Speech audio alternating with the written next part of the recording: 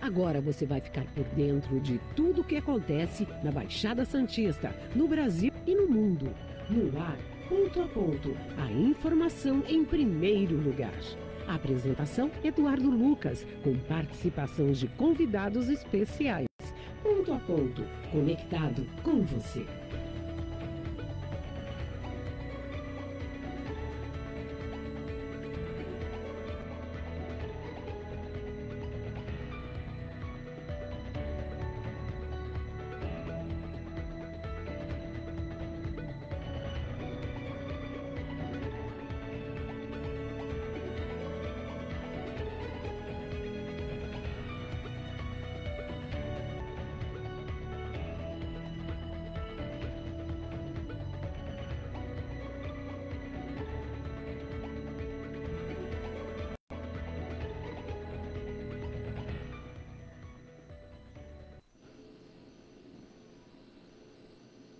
Olá, 8 horas e 41 minutos. Você está conosco aqui pela Rádio Star News Santos, ao vivo, do litoral de São Paulo para todo o planeta, né? Com muita informação aqui da Baixada Santista do Brasil e do mundo. Espero que você tenha curtido aí. Para aqueles que tiveram feriado em São Paulo, na quinta-feira, emendaram a sexta-feira aqui com o feriado na Baixada Santista em Santos. Apesar de muita chuva, muita gente desceu a serra. Movimento registrado pela Ecovias e também pela Polícia Rodoviária Estadual foi gigantesco. Muita gente desceu com sol, com chuva, para descansar. E isso deve se repetir dentro de 2 semanas. Esta semana é a próxima, com o Carnaval. Há uma previsão de quase 450 mil veículos para o Carnaval, vindo aqui para a Baixada Santista. Não sei se será tão grande, mas é a previsão das autoridades aí que tomam conta das rodovias do estado de São Paulo. Então, por isso, venha com calma e para voltar com calma também, e seja sempre bem-vindo aqui na Baixada Santista, que olha, Virgínia, bom dia. Começamos o ano hoje. Bom dia. A virada do ano foi ontem. Ah, Porque eu fui pego de surpresa, como diria outro, com uma queima de fogo gigantesca. Pelo meu relógio, algo em torno de uns 13 minutos. Eu falei, ué, virou o ano e eu não fui para a praia? Esqueceu de me avisar? É ou não é, Virgínia? Show na praia, mano, virada do ano. Bom dia, Ailton Cláudio Ribeiro, auditor fiscal aposentado da Receita, consultor tributário, advogado. Feliz ano novo. Opa, muito obrigado, Edu. Bom dia, Virgínia, bom dia, nossos internautas. O senhor também foi pego de surpresa com a virada do ano ontem? Fui, olha, sinceramente eu não sabia. O senhor mora pertinho, hein? Eu pensei o seguinte, o que aconteceu? Estamos em 2025 já, passou rápido. Já, pronto, voou o ano, nossa. Parece que foi ontem que eu fui na praia ver a queima de fogo, não teve outra agora. Não estou nem lembrado de quem votei na eleição, já virou o ano. Já virou o ano, pô. Não sei nem se o Santos subiu para a Série B, para a Série A. Exato, se caiu para mais uma. E assim, eu imagino, né, com todo o respeito, aquelas pessoas de mais idade que vão dormir ali às 20, 20, 30, 21, devem ter acordado. Outra, eu não moro tão perto assim da praia, mas a nossa cachorra fica em pânico. Ela fica brava, fica nervosa. Por quê? Os pets, né? Então, mas eu só estranho, eu acho bacana, eu acho que, inclusive, só brincadeiras à parte, foram os fogos remanescentes que não houve a oportunidade de espolcá-los na virada do ano por conta do tempo, né? Tivemos ressaca, então ali algumas barcaças, né, que iam ser utilizadas, né, eu estou na virada do ano, canal 1, canal 2, foram guardados para serem espolcados, né, agora estourados, como queiram, na festa de aniversário. Tivemos o aniversário de Santos sexta-feira, tivemos o baile da cidade, baile de gado da cidade no sábado, e ontem show da banda J Quest. Na sexta não houve possibilidade do show da Pitty, porque o tempo ainda estava muito instável, então preferiu-se transferir o show da Pitty para 1º de março, né? Mas ontem eu vou dizer uma coisa, o J Quest deve ter dito assim, uai, só, eles são mineiros, né? O povo lá em Santos gosta da gente, né? Então, eles se sentiram em casa. Você imagina que eles saindo lá do palco, indo embora aqueles fogos, e indo embora, e não paravam, uai, tem que voltar para cantar mais. Mas cantar mais, olha, foi uma coisa uma festa monstro. A sugestão que nós poderíamos dar para a prefeitura seria fazer isso aí, talvez num sábado, num dia em que as pessoas não tenham que enfrentar, né? Exato. Aliás, quando as pessoas não têm que enfrentar no dia seguinte uma jornada de trabalho, acordar cedo, talvez para São Paulo. Essa é a queixa que eu recebi aqui na Rádio. Eu acho que talvez essa é uma grande sábado, né? Uma sugestão que nós possamos fazer para a Prefeitura de Santos. Porque na segunda, dia de trabalho, então muita gente não consegue acordar cedo para trabalhar em São Paulo e tudo, e fica aqueles fogos, né, o barulho. E mais, mesmo quem foi até a praia, né? O show terminou ali por volta das 22 horas, até você sair, se locomover, chegar em casa. Os carros e tudo. Exato. Havia muitas pessoas voltando da praia enquanto os fogos estavam estourando. Exato, quer dizer que já tinham por compromisso de voltar para casa mais o cedo. horário já é um horário mais tarde. Uma segunda-feira, né? Como não é feriado, e se fosse no sábado não teria problema. As pessoas ficariam para ver a queima de fogos, depois, amanhã é domingo. Entra naquele clima. Na segunda é dia complicado. do batente, né, Hilton? Dia do batente. É complicado, né? Eu acho que uma sugestão aí. Fica a sugestão. Bonita festa aí, parabéns aí, né? E lembrar que Santos é uma cidade turística, né? Exato, tem que criar eventos para atrair a população, para motivar que as pessoas venham de fora para curtir a cidade. E não foram perdidos os fogos do final do ano, até porque se não é possibilidade de estourá-los, né? Espolcá-los aí, colocar para funcionar, como não houve em Praia Grande. O Arujá também usou no seu aniversário, Praia Grande também usando no seu aniversário, todo mundo fazendo isso, é normal. Mas o dia talvez não tenha sido tão adequado para quem vai trabalhar no dia seguinte. O dia e o horário. Vamos falar o seguinte, talvez mais cedo, talvez, sei lá, antes do show da banda, por exemplo, como se faz às vezes. Exato. Muitas bandas. Se a gente pegar a NFL, o Super Bowl, você tem a queima de fogos antes. E aí, muitas vezes, você tem durante uma paralisação aquela queima de fogos, espetáculo pirotécnico, exato. Para brindar o público. Fazer uma pausa, né, no show para fazer as pessoas querem ir embora. Exatamente. Elas querem se retirar. Foi o que ocorreu em parte ontem. Muitas pessoas estavam saindo já da praia enquanto os fogos estavam estourando. Porque na virada do ano, o que acontece? As pessoas vão até a praia para ver a queima de fogos. Sim. E no dia seguinte é um feriado. Exatamente. No dia do ano. Diferente, então, uma situação a ser pensada também. Mas, segunda-feira já começa, 8 horas e 47 minutos. Hoje, o Dia Nacional de Visibilidade Trans. Olha que interessante, para se respeitar o direito de todos.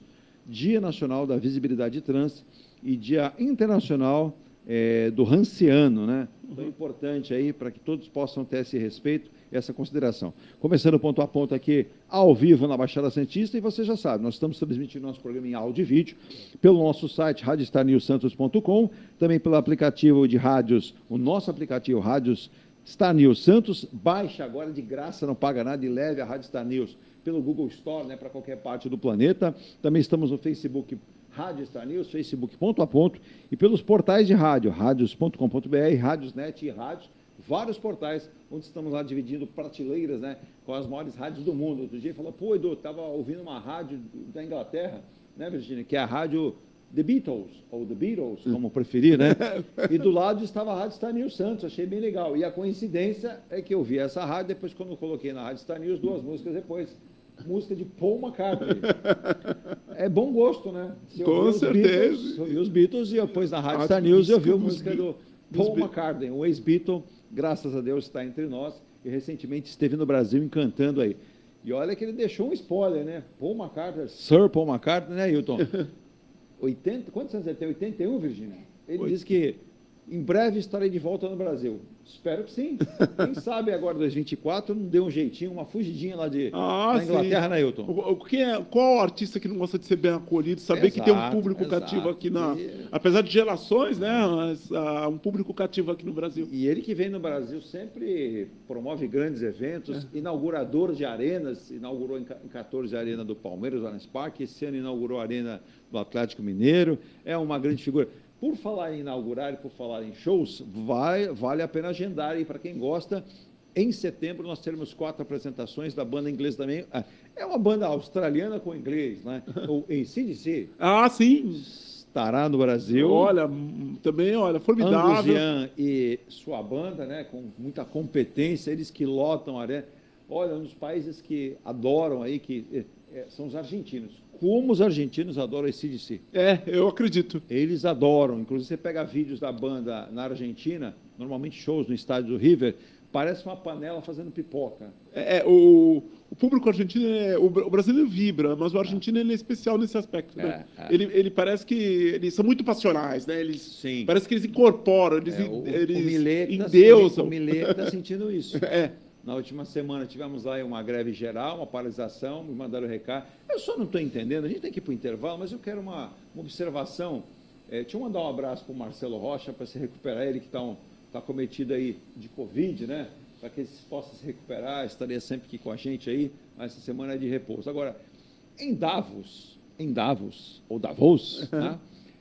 O Javier Milei foi saudado por empresários, foi muito elogiado, disse que chamou a atenção o seu discurso, a sua verborragia, a sua maneira. Me causou estranheza, porque a Argentina pegando fogo, empresários argentinos criticando, a sociedade argentina passando um perrengue danado. Ir elogiado em Davos, Qual é a sua observação sobre A minha isso? observação é porque, por conta do discurso do Milei, um discurso liberal, neoliberal, como queiram, mas que, na verdade, para quem não vive a realidade argentina, não está no ambiente argentino, parece ser uma maravilha. Mas agora, essa parceria, se toda essa política do Milei não produzir resultados, essa parceria acaba no próximo semestre, digamos assim. Eu acho que essa admiração pelo Milei tem validade, prazo de validade curto. Então, se a economia argentina não reagir, não produzir resultados, fatalmente esse apoio acaba. As críticas surgirão, inclusive desses empresários e do sistema financeiro internacional. É bem por aí. A gente tem que ficar de olho que a Argentina é um grande parceiro. A Argentina importa muitas mercadorias do Brasil para lá e nós também fazemos importação de mercadorias. Os argentinos são parceiros comerciais do Brasil, um país que sempre foi amigo do Brasil, mas as nossas relações ultimamente não andam assim tão portenhas, né? E tão amistosas. Eu falo o seguinte, eu acredito que muito do que o Milei fala e propõe ainda é da boca para fora. Eu também em relação ao Brasil, quer dizer. Sim. Não dá, pelo nível de integração das economias, não dá para o Milei chegar das costas para o Brasil, vamos fazer uma parceria com os Estados Unidos, com o México, com China, e esquecer o Brasil. Não dá. Não é uma coisa que se faz do dia para a noite. Sim. Então, que seria uma mudança absurda, abrupta na economia argentina, aos quais as empresas que estão instaladas na Argentina e trabalham com o mercado brasileiro ou dependem de insumos brasileiros, elas não suportam. Não. Então, quer dizer, esse nível de interdependência das economias, na verdade, contraria até as empresas multinacionais. Romper com essa interdependência hoje. Entendeu? Então, eu não acho que... Porque o mercado argentino, também, a Argentina é um país de 47 milhões de habitantes. Sim. O peso, não dá para comparar o peso das duas economias, a economia brasileira e uma economia de 210 milhões de habitantes, um país que tem deve ser a 11ª economia do mundo hoje, que é o Brasil, e a Argentina que está lá, está bem mais abaixo. Exato. Quer dizer, muitos produtores argentinos dependem do mercado brasileiro. E é estranho. A gente vai para o nosso primeiro intervalo, depois eu vou até tomar a gentileza do Ailton, para que ele nos explique, né? Ele me mandou aí, me alimentado de informações que são tão importantes em relação à classe dos auditores fiscais do Brasil. Certo. O Ailton, após o intervalo, se quiser na volta, pode fazer um apanhado geral para que nós possamos mostrar aqui para as pessoas da região, do nosso estado, do país, até fora que acompanham o nosso programa, tal situação. São atribuições importantíssimas dos auditores fiscais para a economia do Brasil e a gente tem que falar muito a respeito disso também. Mas, antes do intervalo, segunda-feira começa movimentada, hein? A Polícia Federal iniciou na manhã desta segunda-feira uma operação para apurar ações da ABIN durante o governo do ex-presidente Jair Bolsonaro. Segundo fonte, ouvida pelo blog aí do G1, inclusive, um dos alvos da operação é o segundo filho do ex-presidente. Eu acho engraçado essa coisa, primeiro, segundo, terceiro. Tem o filho número 4, que é o Renan. Ele segue aquela coisa do militar. O militar tem a questão da antiguidade. Então, o primeiro filho é o 01, é o mais antigo. O segundo é o 02, o 03 e o 04. Como o Silvio Santos, que não foi militar, mas o Silvio Santos também dizia, né? Filha número 1, filha número 2. Ele só é preconceituoso com a menina, porque ele deveria ter a 05, né? Exato, e mais, né? Dizem que é a coisa do judeu, né? Contar para não perder. Entendeu? Para não perder de vista, mas eu acho né? que é questão mesmo do militar, isso daí, da antiguidade. Só que eu não sei se ele preserva isso daí dentro do âmbito interno. Quem fala mais? Quem tem prioridade em falar com o pai? Se é o 01, que teria que ser, né? Ou o 02. Mas essa questão toda é por conta do 04. Do Renan. Do Jair Renan. Jair Renan, que estaria, por exemplo, usado aí parte do serviço da ABIN para dizer com quem ele estava andando, com quem era a sua companhia, o que ele fazia, onde ele estava colocando o dinheiro dele. E a gente sabe que isso não é, isso é indevido, Não, com a BIM certeza. jamais pode ser utilizado. Usar um órgão público para BIM interesses só- particulares. Isso, a BIM só poderia fazer um trabalho para o presidente se o presidente estivesse sofrendo espionagem, ameaças. Coisa que impusessem riscos ao Estado brasileiro. Exato. Porque a função dos órgãos Perfeito. públicos é o quê? É o interesse público, o interesse do Estado brasileiro. Se o interesse do Estado brasileiro não estava em jogo, eles deveriam se conservar neutros, praticando os atos de ofício que a lei determina que eles Exato, pratiquem, exato. dentro daquele enquadramento legal. E não para favorecer A, ou B, C ou D. É muito correta a tua observação, é isso mesmo. Então, a casa do Carlos Bolsonaro, lá no Rio de Janeiro, né? Ele que é vereador e tem residência lá no Rio de Janeiro, foi logo pela manhã alvo de operação da Polícia Federal, o que causou aborrecimento. Eu estou vendo na imagem aqui uma bela casa, né? E Carlos Bolsonaro é vereador de 2001, está em seu 6º mandato consecutivo na Câmara do Rio. Ele foi apontado pelo ex-braço direito de Jair Bolsonaro, Mauro Cid, como chefe do chamado Gabinete do Ódio, uma estrutura paralela montada pelo Palácio do Planalto para atacar adversários e instituições como o sistema eleitoral brasileiro. Isso, eu vou repetir, foi uma delação do Mauro Cid. Não foi achismo de ninguém. Então, para que você tenha ideia, a Polícia Federal está fazendo apenas, seguindo determinações de delação do Mauro Cid, que era lá um servidor, um secretário especial. Era o ajudante de ordem. Ajudante de ordem, correto. Ajudante de ordem do presidente Jair Bolsonaro. E o filho Jair Bolsonaro não se pronunciou sobre a operação da última atualização desta reportagem, né? Que é o Carlos Bolsonaro, até agora não se manifestou sobre essa questão toda do que aconteceu aí na sua residência lá no Rio de Janeiro, né? É complicado demais. Eu posso dar até um parênteses? Diga. Fazer um parênteses. É que, no caso, a delação premiada, o delator, ele aponta caminhos para que produzam provas. Sim. Então, faz parte da negociação da delação premiada isso daí. Então, pode ser decorrência da delação do Mauro Cid, né, do que foi negociado. Agora, a Polícia Federal está fazendo as diligências para ver que se essas provas, se realmente são produzidas, se confirmam esses fatos que são sendo apurados, aí, alegados aí pelo tenente-coronel Mauro Cid. Então, esse que é a questão de fundo que está aí. Exatamente. E a Polícia Federal suspeita que Carlos Bolsonaro recebia informações da ABIN paralelamente. Seria um gabinete da ABIN trabalhando de forma não convencional, né, ao que preza aí o seu trabalho, o que é lamentável, né? Outra coisa antes do intervalo, como tem caído pequenos aviões e helicópteros no Brasil nesse começo do ano. Mais uma vez, ontem, já o segundo nos últimos dias em Minas Gerais, destroço, chuva e a volta de chácara, o que se sabe da queda de um avião em Minas Gerais, né, que levou a vida de 4 jovens aí. É muito triste isso. A gente percebe que, inclusive, a gente tem vários aviões muito pequenos e muitas vezes os pilotos, né, não estou aqui atribuindo culpa para nenhum deles, mas forçados a ir numa viagem rápida para aproveitar um final de semana, fazem loucuras, com tempestades, com chuvas sem visibilidade, com aeronaves que não têm ali uma capacidade técnica tão boa, né, Ailton? Sim. E são submetidos a passar por regiões montanhosas, de serra, com o tempo do... E o que acontece? Acidente e acidente fatal. Esse caso aí, do avião que caiu agora foi em Minas, né? Isso. Eu acho que era um Cessna, um avião de pequeno porte. Isso. Acho que era até 5 passageiros, se não falar 5, 7 passageiros. Só que o que chama a atenção é que as pessoas que estavam no local viram caindo pedaços da aeronave. Então, no ar houve... comprometimento de alguma parte da estrutura da aeronave. Com certeza é uma manutenção muito mal feita. Mas é aí que está. Estruturalmente ele não estava bom. Mas ele estava em dia com a vistoria da ANAC. Então, pelo menos na ANAC constava um avião como regular, ou seja, esses aviões eles passam por inspeção, a ANAC faz inspeções, eles veem, como nossos carros, eles têm um manual ali, um registro de controle das manutenções. Só para corroborar com o que você falou, muito bem lembrado pela Ailton, destroços espalhados por 1 quilômetro, chuva e volta. Aí vem aqui, a aeronave se desintegrou no ar. Então, e as partes caíram em um raio de 1 quilômetro. De acordo com os bombeiros, o monomotor saiu de Campinas, no interior de São Paulo, com destino a Belo Horizonte. O que chamou a atenção, muito bem lembrado pela Ailton, foi a forma como o acidente aconteceu. Porque ela começou a soltar várias partes, né, e o avião de pequeno porte caiu e deixou 7 pessoas mortas no domingo, ontem, exatamente. E Itapeva, Minas Gerais.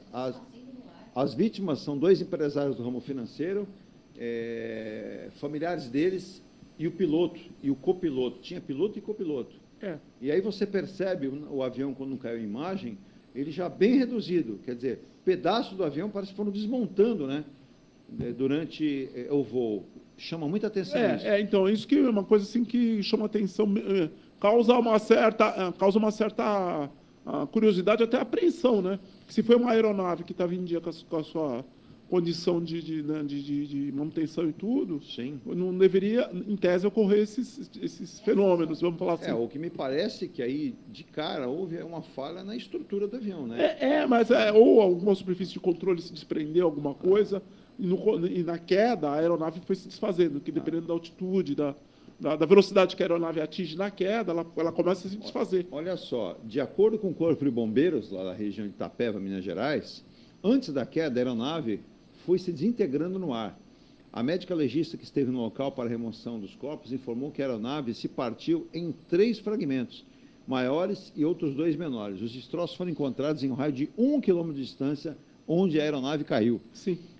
Qual era a rota do avião, né? O monomotor para 5 passageiros e 2 tripulantes seguiu de Campinas, seu destino era lá em Minas Gerais, e a queda aconteceu num local chamado Itapeva, lá em Minas Gerais. Seria uma linha reta, né? Assim, olhando o mapa, Campinas, Itapeva. linha reta.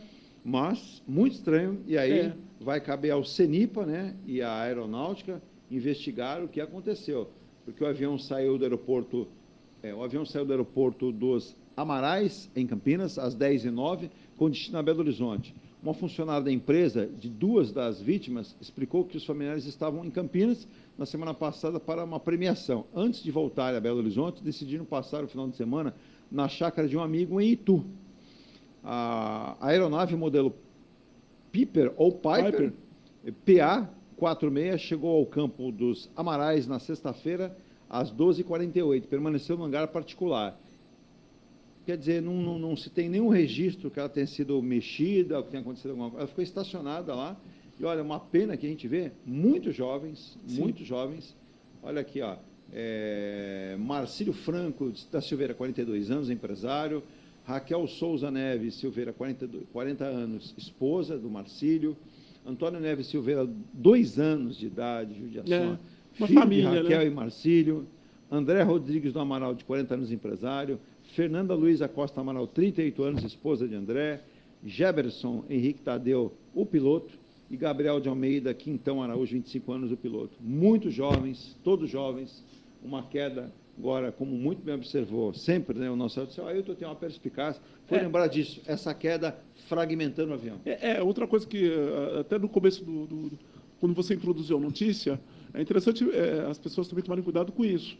Eu não sei se esse avião é particular, pertencia à família, eu perdi esse detalhe, desculpe, ou é um avião de terceiros. Sim. Então, as pessoas, quando forem contratar uma aeronave, seja helicóptero, seja avião, é interessante ter informações de quem eles estão contratando. Se é uma empresa que está autorizada a operar com transporte aéreo pela ANAC, tudo, porque isso aí implica em muitos fatores de segurança. Se aquele piloto está habilitado, se aquela aeronave é própria para o tipo de transporte que está se pretendendo fazer.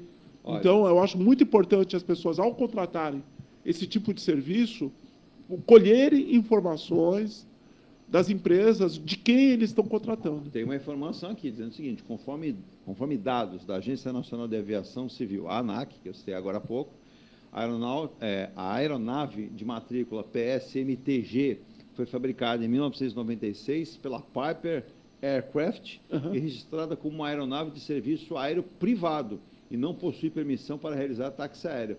Ele estava em situação normal para aeronavegabilidade. Estava autorizado a voar, mas não era... Então, ela era de uso privado. Uso privado. Não pertencia a uma empresa para fazer táxi aéreo, pelo menos é um indício que tem aqui, né? É lamentável, né? Muitas jovens, uma criança, perderam a vida, né? E é impressionante. Você vê você vê que é uma aeronave não tão antiga, ela é de 96. 96, ela tem 28 anos, falamos assim. Quer dizer, para uma aeronave não é muito tempo. E é aquilo que você bem disse, na contratação de uma aeronave ou na compra de aeronave também está sendo muito comum, né? as pessoas comprarem, empresários adquirirem aviões normalmente até usados, né? O que aconteceu na semana passada também, até pegando o gancho, não querendo estender muito, porque nós temos várias coisas para discutir, Isso. mas a semana passada caiu um outro avião na região de Rio Grande da Serra. Isso. Ali próxima ao ABCD, Exato. em São Paulo, ali na Grande São Paulo. E também o piloto, o piloto e o passageiro, eles estavam indo para uma pescaria, acho que no interior de São Paulo.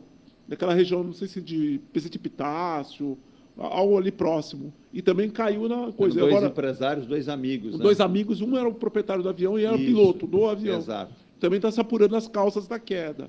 Então, vamos ver, o CENIPA, que é o órgão do Comando da Aeronáutica. Nessa época do ano, o Ailton, com muitas chuvas, tempos sempre muito... Você pode pegar... Ontem, por exemplo, nós tivemos pela manhã um sol, calor, de repente o tempo fechou e caiu chuva. Sim. Isso aqui embaixo, tranquilo. Agora, quem está numa pequena aeronave lá em cima, que muitas vezes não voa por instrumentos, assim, são voos visuais. Sim, aí nós estamos... por isso que eu falo da importância do CENIPA, para apurar as causas, porque a ação do CENIPA é importante, porque apurando as causas do acidente, se previne. As vistorias passam a ser, dependendo do que for apurado, mais rigorosas, passam a ser feitas com outra frequência. Então é importante a gente ter o resultado dessas investigações. Exato. Até para que o público, potencial usuário de aeronaves, também seja protegido por essa nova regulamentação, por essas novas práticas que venham.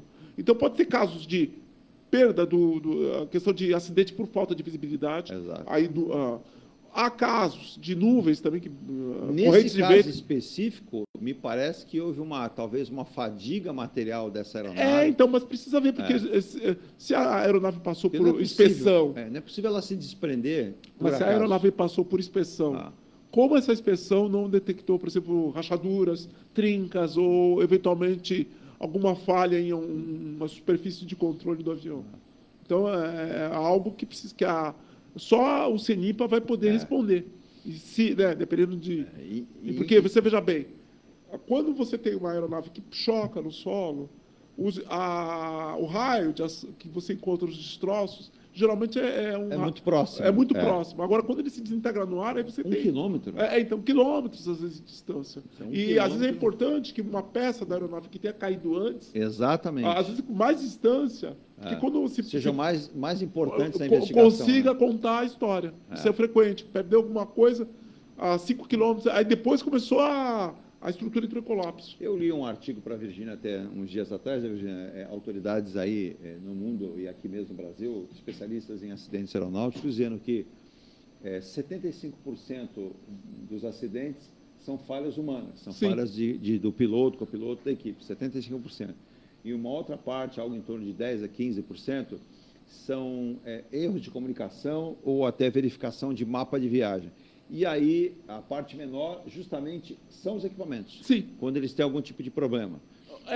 No país onde que as inspeções... O Brasil é um país que tem um sistema de inspeção, de controle aéreo muito bom. Muito bom, exato. Muito bom, é respeitado no mundo inteiro. Nós temos um alto tráfego de aeronaves. Helicópteros do mundo, São Paulo. Na região metropolitana de São Paulo. São Paulo e pequenas aeronaves também, muito grande, principalmente no interior de São Paulo e o interior, um tráfego considerável. Mas o Brasil é muito respeitado nessa área porque as fiscalizações são bem feitas. Eu lembro que um ouvinte mandou aqui, nem é daqui da Baixada Santista, acho que não é nem aqui do Brasil. Alguém mandou alguma coisa sobre a segurança ou não daquela aeronave que caiu na virada do ano, né, o Robson 44. Eu fui pesquisar também, aí eu gosto quando os ouvintes e espectadores põem esse tipo de desafio para a gente, e eu assisti uns 8 vídeos de especialistas sobre aeronaves. E tanto o Robson 44 como o Robson 66 são considerados helicópteros muito bons.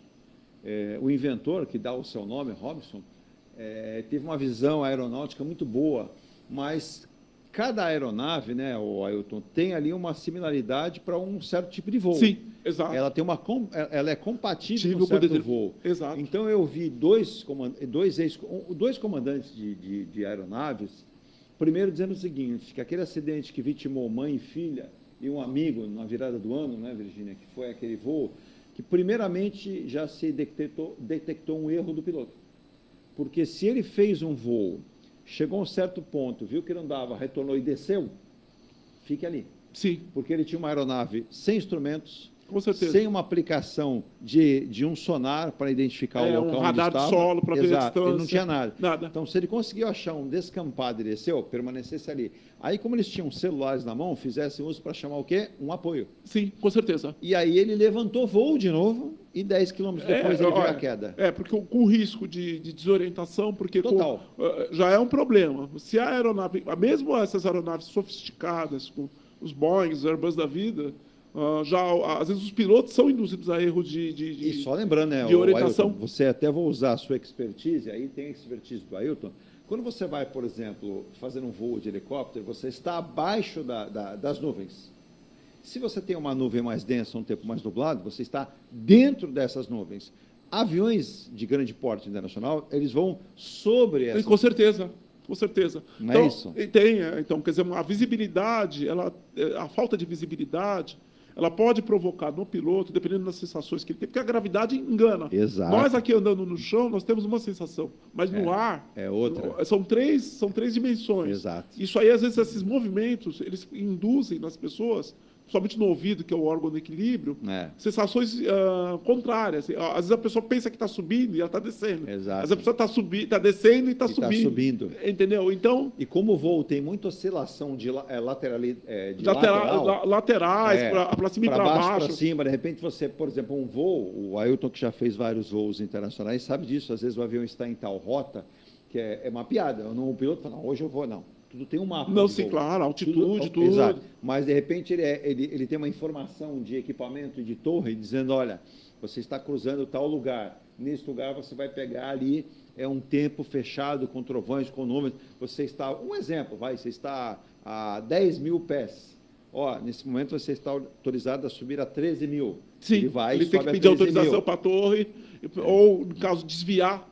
Às vezes, se for tempestade muito forte, desviar, e tem todo um procedimento de segurança. E muitas vezes, quando há uma informação, uma informação de torre, porque cada região ele vai ser mapeado por alguém. Sim, ele é rastreado para determinada torre, isso, depois que ele sai daquela, ele pega a outra. Se ele chegar no local e foi detectada uma possibilidade difícil navegabilidade dessa aeronave, ele é consultado e diz, olha, próximo a você a tal distância existe o aeroporto tal. Você pode descer lá. Sim. É feito, então, um mapeamento para que ele possa descer, o avião faz o taxiamento na pista, aguarda um certo período, os pilotos e os tripulantes avisam os passageiros, faremos uma descida agora necessária, mas em breve voltaremos à nossa rota para a viagem. Isso é uma questão de segurança. Com certeza. Eu sei que tem gente que fica brava, o avião desceu onde não era para descer. Não. Olha, se ele desceu... E pode ser um dos fatores que influenciaram, até lembrando, eu acho que você fez uma colocação perfeita aí, muito boa, num acidente que ocorreu no final do ano, mesmo próximo ao final do ano, acho que foi no Amazonas. Um avião, acho que, não sei, com 20 passageiros, eu acho que o pessoal que veio de uma pesca esportiva... Exatamente, os amigos todos... E aconteceu uma tragédia justamente porque na região estava ocorrendo um temporal muito forte, visibilidade precária, uma pista também que sem tantos recursos, e muitos voos que antecederam aquele voo desviaram. Para um aeroporto mais seguro. Exato. E o piloto não, eu acho que, não sei se o piloto... Até um piloto, essa aí você colocou muito bem, teve um piloto de um voo anterior, o piloto simplesmente, ele disse o seguinte, ele avisou, gente, eu iria descer em tal lugar, que era esse aeroporto, não tem visibilidade alguma.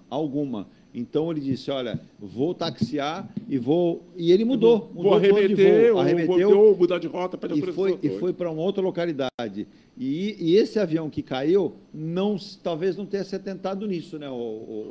Aquilo, assumiu um risco, às vezes assumiu um risco desnecessário.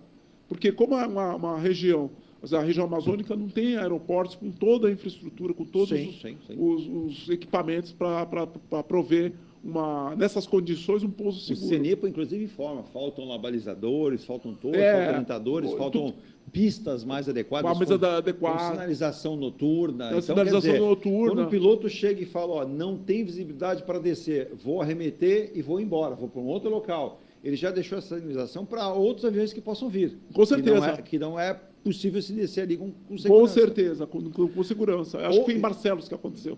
Exatamente. Já houve vários casos de acidente que o avião não caiu. Foi na descida.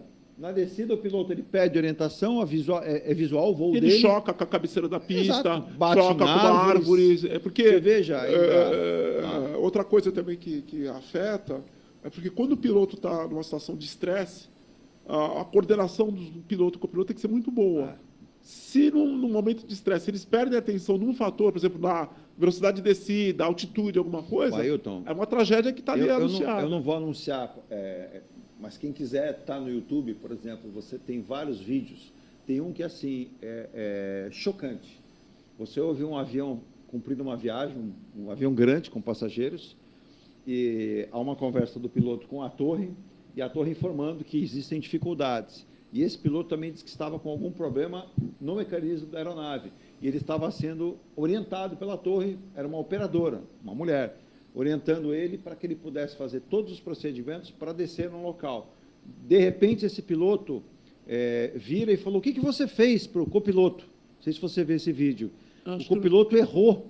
Ele falou: nós vamos todos morrer. Meu Deus, nós vamos morrer. E o avião caiu. Porque segundos. O copiloto não prestou atenção, fez alguma manobra, algo que não era para ter sido feito, o avião apresentava algum problema, o piloto vinha conversando com a torre, seguindo as ordens, só que o copiloto também tem uma parcela importante lá. E ele pediu, eu me lembrei agora, ele pediu para o copiloto fazer uma alteração de rota e uma alteração acho que de altura. De altitude. De altitude, exatamente. E, de repente, o piloto, o áudio você percebe, não tem vídeo, o áudio percebe o piloto. O que você fez? Você vai nos matar. Aí o piloto falou: nós vamos morrer. E dentro disso, fração de segundos. Some o áudio, um barulho, o avião caiu, e a torre falando, pedindo comunicação, e você percebe que a torre já comunica com outra, provavelmente... No triangular houve a fatalidade. Houve a fatalidade. Por um erro do copiloto. Mas então, por isso que é importante essas situações assim, também de pouca visibilidade, tempo ruim, elas também submetem a tripulação do avião ao estresse, que pode induzir a erros. Nós começamos o programa hoje falando de algo que tem muitos aviões caindo, tem aeronaves aí de pequeno porte, helicópteros. Mudamos um pouco o início do programa, a gente vai ao rápido intervalo e tem muito por Ailton comentar aqui para a gente. Antes aqui eu tenho uma dica para os nossos ouvintes, nós vamos dar preferência a quem tem preferência, que são os nossos ouvintes e espectadores. Diga, Virginia. Edinha Couto, bom dia, amigos. Marcos Muniz, bom dia, excelente programa. Bom dia, Marcos, bom dia, Edinha, bom dia ao Rogério, bom dia também ao Cristiano, que mandou um abraço ontem, falando do Santos. Vamos falar depois do Santos também. Ele falou: o Santos continua mesmo. Eu fiquei com uma boa impressão do Santos, não fiquei com a impressão ruim, não. Clássico para os dois, é um começo do ano para todo mundo, mas eu acho que o Santos já está com uma performance diferente do ano passado. Sim. Então já dá indicativo. Depois do intervalo, o Ailton também comenta um pouquinho aqui. Só lembrando, né, que nós temos aí uma mensagem para você. Verão é sinal de pré-lotada. Agora, com a volta do sol, com certeza estará lotada mesmo. Férias para todo mundo. Para manter a segurança e o bem-estar da criançada, confira alguns cuidados, hein? Reforça o uso de protetor solar a cada 2 horas na garotada, hein? No mar, as crianças devem estar sempre acompanhadas por adultos. Nenhum momento de tirar os olhos da criançada, hein? Coloque nas crianças uma pulseira com identificação com o nome delas e o seu contato. O seu telefone, o telefone dos pais, para que seja rapidamente, numa necessidade, contactados. Saiba mais em santos.sp.gov.br ou nas nossas redes sociais. Sua diversão é a nossa praia. Prefeitura de Santos. Nós vamos ao intervalo em nome de Muniz Logística, soluções em comércio exterior, né? Comércio internacional, você sempre tem aí com o www. Você pega aí, ó, emunizlogistica.com.br. Você que quer importar, exportar, você que pode ser empresário em qualquer parte do mundo, hein? A Muniz atende você pelo emunizlogistica.com.br, soluções e logística para você. E também Forte Histórias Automotivas, agora com 9 endereços. Ao longo do programa eu vou passar os endereços para você. Também G Plus, consultora incorporadora, a qualidade faz a diferença, que vai entregar esse ano agora, em fevereiro, março, o residencial Mykonos, a Ricardo Pinto 63 na Aparecida. Está no processo construtivo do Ilha de Malta. Vem com o lançamento do Bali, outro novo condomínio lindíssimo da Eng Plus. E tem a parceria, né, a caçulinha do grupo, que é a Engelife, que vem apostando nesse projeto, que é o Conceito Smart, do Piazza Torino, na rua Conselheiro João Alfredo 363. A partir de 350 mil você faz negócio, compra o seu imóvel em Santos. Vem morar numa das melhores cidades do Brasil, com qualidade de vida e com tudo que você precisa. Também, Ronaldo Hammer, martelinho de ouro, há 10 anos em Santos, com martelo de ouro, funilaria, pintura e micropintura. M. Rocha Contabilidade, você tem M. Rocha Contabilidade, desde 2001, cuidando da saúde da sua contabilidade pessoal ou da sua empresa. Também Mecânica Eleomar, olha, há 54 anos cuidando da mecânica elétrica e injeção eletrônica do seu carro. Tintas e tintas, vai pintar, pedir com tintas e tintas. Escola Santista Astrologia. Vimos o nosso querido Jorge no sábado, né, Virginia? Tomando um cafezinho, descansando um pouco no trabalho. Um abraço a ele e a Márcia Bernardo. Também falando da Panificadora Flor, na Almirante Tamandaré 110, no Macuco. Vou um rápido intervalo e volto já. E na volta, o Ailton já vai explicar dessa movimentação que está acontecendo com os auditores fiscais, questão do desembaraço de alfândega de Santos está comprometido pelo trabalho deles, né? E algo que a gente tem que explicar. Muita gente criticando a greve, mas muita gente não sabendo o que é combinado, não é caro. O que é definido em documento e assinado tem que ser respeitado. Então, tipo, rápido intervalo, a gente volta já. Olha, já 9 horas e 20 minutos, vou até tomar outro café. Né? E a Marília mandou aqui, a Marília, que é de Praia Grande, ela falou assim, Eduardo, que saudade, tenho 72 anos, aqui nós tínhamos o campo da aviação, não existe mais. Mas dei vários voos com meu marido, olha, o marido dela pilotava um pequeno avião de propaganda. Eu me lembro bem, aqueles aviões de moleque, lembra? Ainda passa luz aí na praia, rebocando as faixas, tudo. E dava um medo danado, porque balançava tudo, mas graças a Deus nunca caiu mesmo. A senhora está aí, né? Mas ela diz, é lamentável, né? E aqui na nossa Baixada Santista não temos mais aeroportos. E porque é esperar. Meu marido faleceu triste, porque nunca tivemos, além do campo de aviação da Praia Grande, nós tínhamos aeródromo, ainda temos, viu, Marília? Itaém tem um aeroporto regional. E surgindo lá, mais uma vez, também, né, o aeroporto lá em Registro, aquela região do Vale do Ribeira, que tem um aeroporto, que está sendo feita lá uma obra de ampliação fundamental para a região. Dona Marília, obrigado, lamentar aí pela ausência do seu marido, né, mas gostoso só falar que fez esses voos. Eram aviões que balançavam, né? Ficava até olhando aquilo ali, falando, meu Deus do céu. Não, o pessoal pensa que, mas é tranquilo aqui, não, mas geralmente esses voos feitos em baixa altitude, voos desses de propaganda, ou de Teve uma vez um que caiu na praia em Santos. Isso aí eu não me lembro. Quando foi? Ele caiu, eu estava na praia.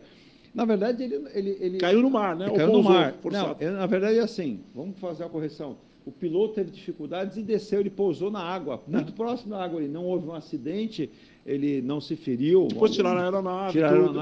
Mas eu lembro que ele fez um pouso forçado na água, prudente. Muita gente viu aquilo, se ele desce na areia, poderia ter sido uma tragédia, mas ele desceu na água, muito próximo à praia ali, não tinha ninguém, mas eu me recordo, isso foi ali perto do aquário, mais ou menos do aquário, e acontece. Eu vou um rápido intervalo e volto já, não saia daí. Lembrando, né, Campeonato Paulista, no sábado, o São Paulo venceu a Portuguesa no Clássico no Morumbis. No Morumbis, agora é Morumbis.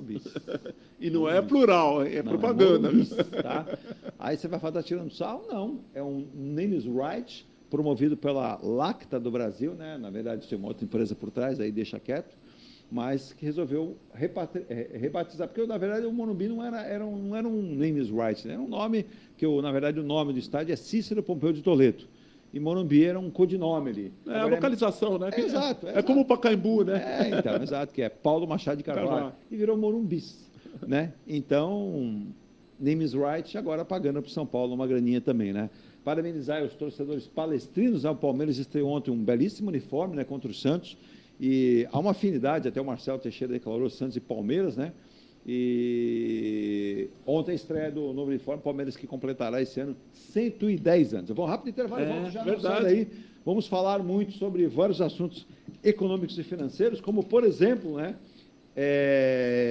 prévia da inflação pode facilitar o Banco Central a reduzir mais juros esse ano, há uma expectativa toda do governo. Que essa semana tem reunião do Copom. Não fale agora. Tá bom. Tem spoiler.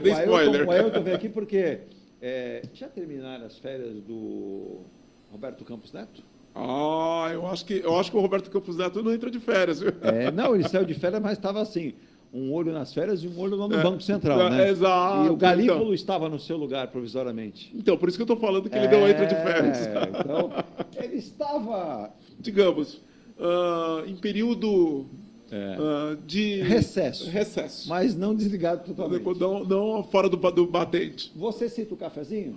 Eu, infelizmente, não posso passar pela câmera, não. Vamos tomar um cafezinho, mas em breve, novidades, se Deus quiser, em termos de cafezinho no programa, hein? Em breve. Opa, no intervalo, a gente volta já às 9h24.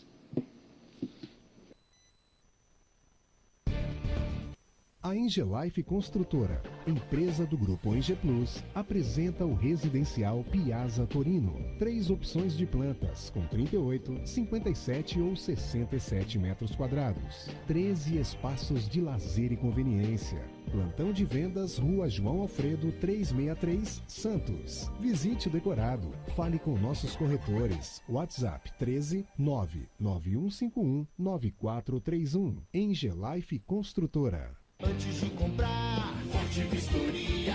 Antes de vender, Forte Vistoria. Laudo veicular, Forte Vistoria. Pra não se arrepender, Forte Vistoria. 3223-8383. 3223-8383. Forte Vistoria. Atendemos toda a Baixada. fortevistoriasautomotivas.com.br ou ligue 3223-8383. Forte Vistoria.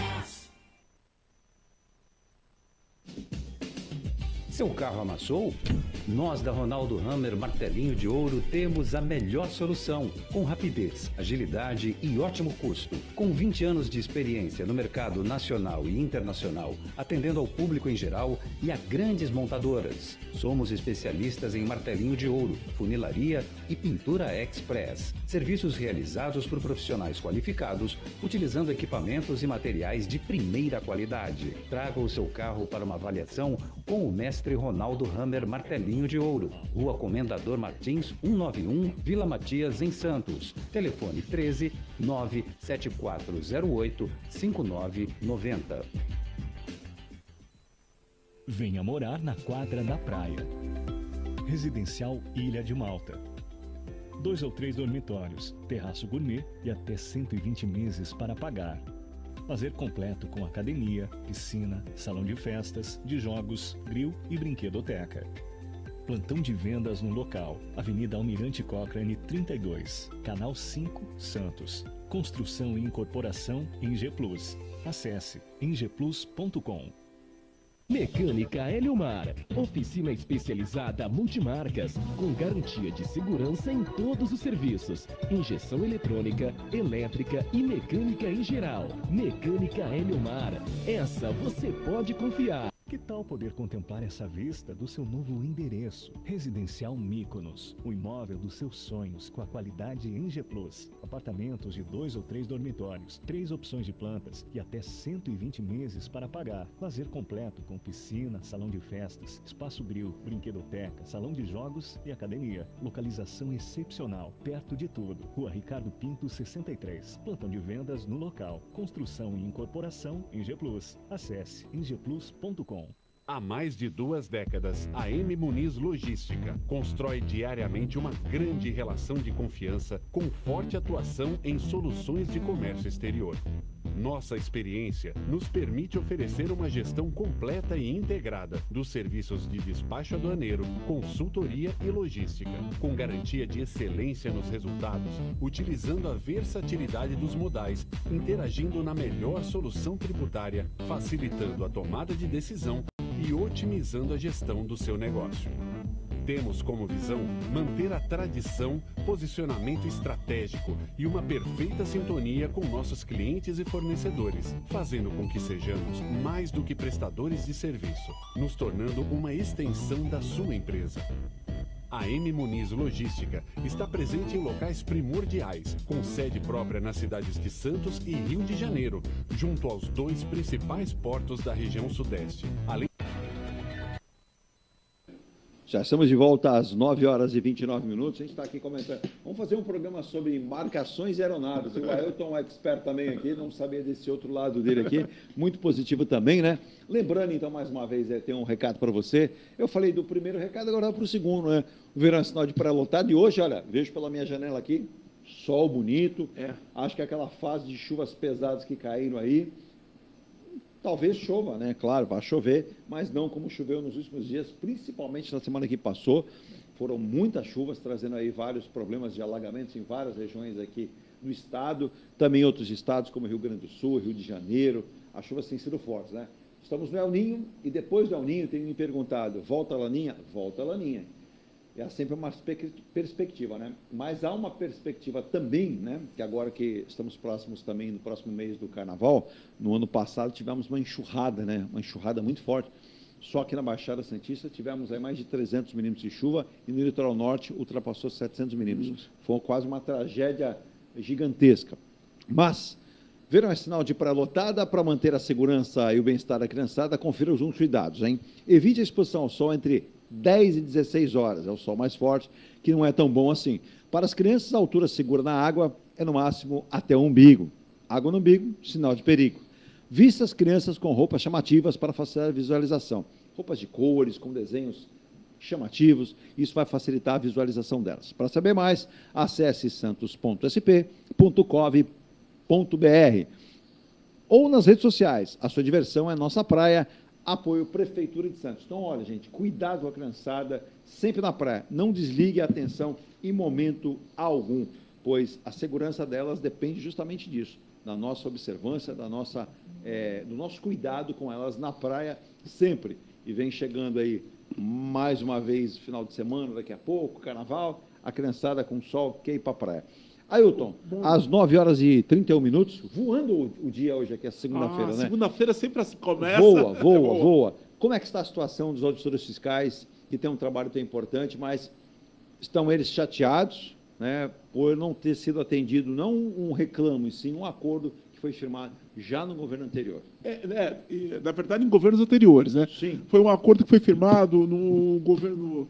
Começou no governo da Dilma, em 2016, depois veio a lei criando uma gratificação, um bônus para os auditores fiscais, isso aí em 2017, e sucessivos governos Temer, Bolsonaro e agora o governo Lula baixou o decreto regulamentando aquilo que a lei previa em 2017, preveu, né, em 2017. Mas agora, por questões de orçamento e tudo, o governo deixou... criou travas, digamos assim, ao pagamento desse bônus, a essa remuneração. Quer dizer, passados 6 anos, mais de 6 anos, quase 7 anos aí, de que a lei vigora, a lei é vigente, que propicia esse pagamento, a gente não tem uma solução para esse problema. Então, por isso que os auditores fiscais estão em movimento. Esse movimento visa não criar, é óbvio, problemas para a população, mas chamar a atenção do governo, porque é uma questão importante. Porque o que ocorre? A Receita Federal tem os seus concursos. Sim. Os auditores fiscais cumprem o que está previsto na lei, para eles cumprirem, mas só que é um órgão complexo, numa área complexa, que tem uma dinâmica própria, que você vê que todo dia sai um regulamento novo. A economia está mudando todo dia. Exato. Novas formas de negócio, relações das empresas com o exterior, tudo isso aí está mudando toda hora. Enquanto eu estou falando aqui, tem gente aplicando, tem gente criando um negócio novo, tudo isso aí impacta na tributação. Sim. Então, não basta só fazer um concurso público e dar posse e os funcionários fazerem aquilo que está na lei. Para um órgão como a Receita funcionar bem, esses funcionários têm que ir além. Eles têm que estudar, têm que estar sempre estudando. Quem tem mais conhecimento tem que repassar esse conhecimento para os que estão lá. Não basta ele ser um bom auditor, ele cumprir aquilo que ele faz. Ele também tem que repassar isso daí para os demais, porque são gerações de auditores. Sim. Um auditor passa 30 anos no serviço público, os mais jovens que estão lá, eles também dependem da experiência desse auditor que está acabando a carreira. Claro. Entendeu? Não é uma coisa, digamos assim, cada um cumpre o seu e tal. Não é assim. É a boa integração das partes do órgão que faz a Receita funcionar bem. Então, mas para que a gente cumprir esse extra, as pessoas também têm que ter incentivo. Incentivo por quê? Elas despendem também do bolso, do seu salário, para se manterem atualizadas. Fazerem cursos de pós-graduação, adquirirem conhecimentos em outras áreas, por exemplo, a área de informática. Hoje nós falamos de inteligência artificial. Quantas pessoas dentro da Receita colaboram com, por exemplo, essa introdução da inteligência artificial dentro do órgão e não tiveram, dentro do órgão, um estímulo para isso. Correto. Tem-se a necessidade de integrar, de incorporar tecnologia, mas a gente depende da boa vontade das pessoas para fazer isso. Mas se não der esse estímulo para essas pessoas, para os profissionais, como é que eles vão trazer conhecimento? Exato. Então, por isso que é o fundamento desse bônus. É garantir que as pessoas sempre estejam estimuladas a produzir mais e o órgão está sempre cumprindo as suas metas. O que me chama a atenção, Hilton, é que a gente tem vivido movimentos e movimentos dos auditores fiscais com paralisações e o governo não tem sido sensível a isso. Diz que vai resolver, na verdade, diz que vai pôr em prática o acordo já firmado há anos atrás e que deveria ter sido validado já há muito tempo, e isso não acontece. E aí a gente percebe o orçamento do governo, e quando o orçamento sai, você percebe que, mais uma vez, ficou de fora. Exatamente. Eu acho que é um equívoco, principalmente do ministro Haddad, que ele que toca a área econômica do atual governo, e ele não enxerga a importância que os auditores, o quanto que os auditores fiscais podem contribuir justamente para a efetivação desse novo regime fiscal brasileiro. Na verdade, contribui diariamente. Contribui diariamente, mas contribui para que se atinja. Porque hoje, o que acontece? O regime fiscal adotado, ele depende essencialmente das receitas. Sim. Ele não é baseado no corte das despesas, mas nas limitações das despesas decorrente do que se consegue implementar na arrecadação. Só que, como é que ele vai fazer isso? Sai partindo de um déficit, propondo lá adiante zerar esse déficit, se ele não estimular as pessoas que são diretamente responsáveis pela arrecadação. É um contrassenso. Sim. Eu não... Falando, digamos, uma linguagem não técnica, mas que os internautas me entendam, é a mesma coisa que eu montar um time e não pagar o time a remuneração devida. Não dá para entender que o governo passa dia entre dia, a gente já vai falar prévia da inflação, que pode facilitar o Banco Central reduzir os juros, aí você pega, por exemplo, o IPCA 15, prévia da inflação, os preços subiram 0,31 em janeiro agora, puxados pelos alimentos, o índice acumulou 4,47 na janela de 12 meses, pegando ano passado todo, e o destaque absoluto foi o grupo de alimentos e bebidas, que subiu 1,53 ao mês. O que eu quero dizer com isso? O governo vive de arrecadação e vive tentando equilibrar os seus números.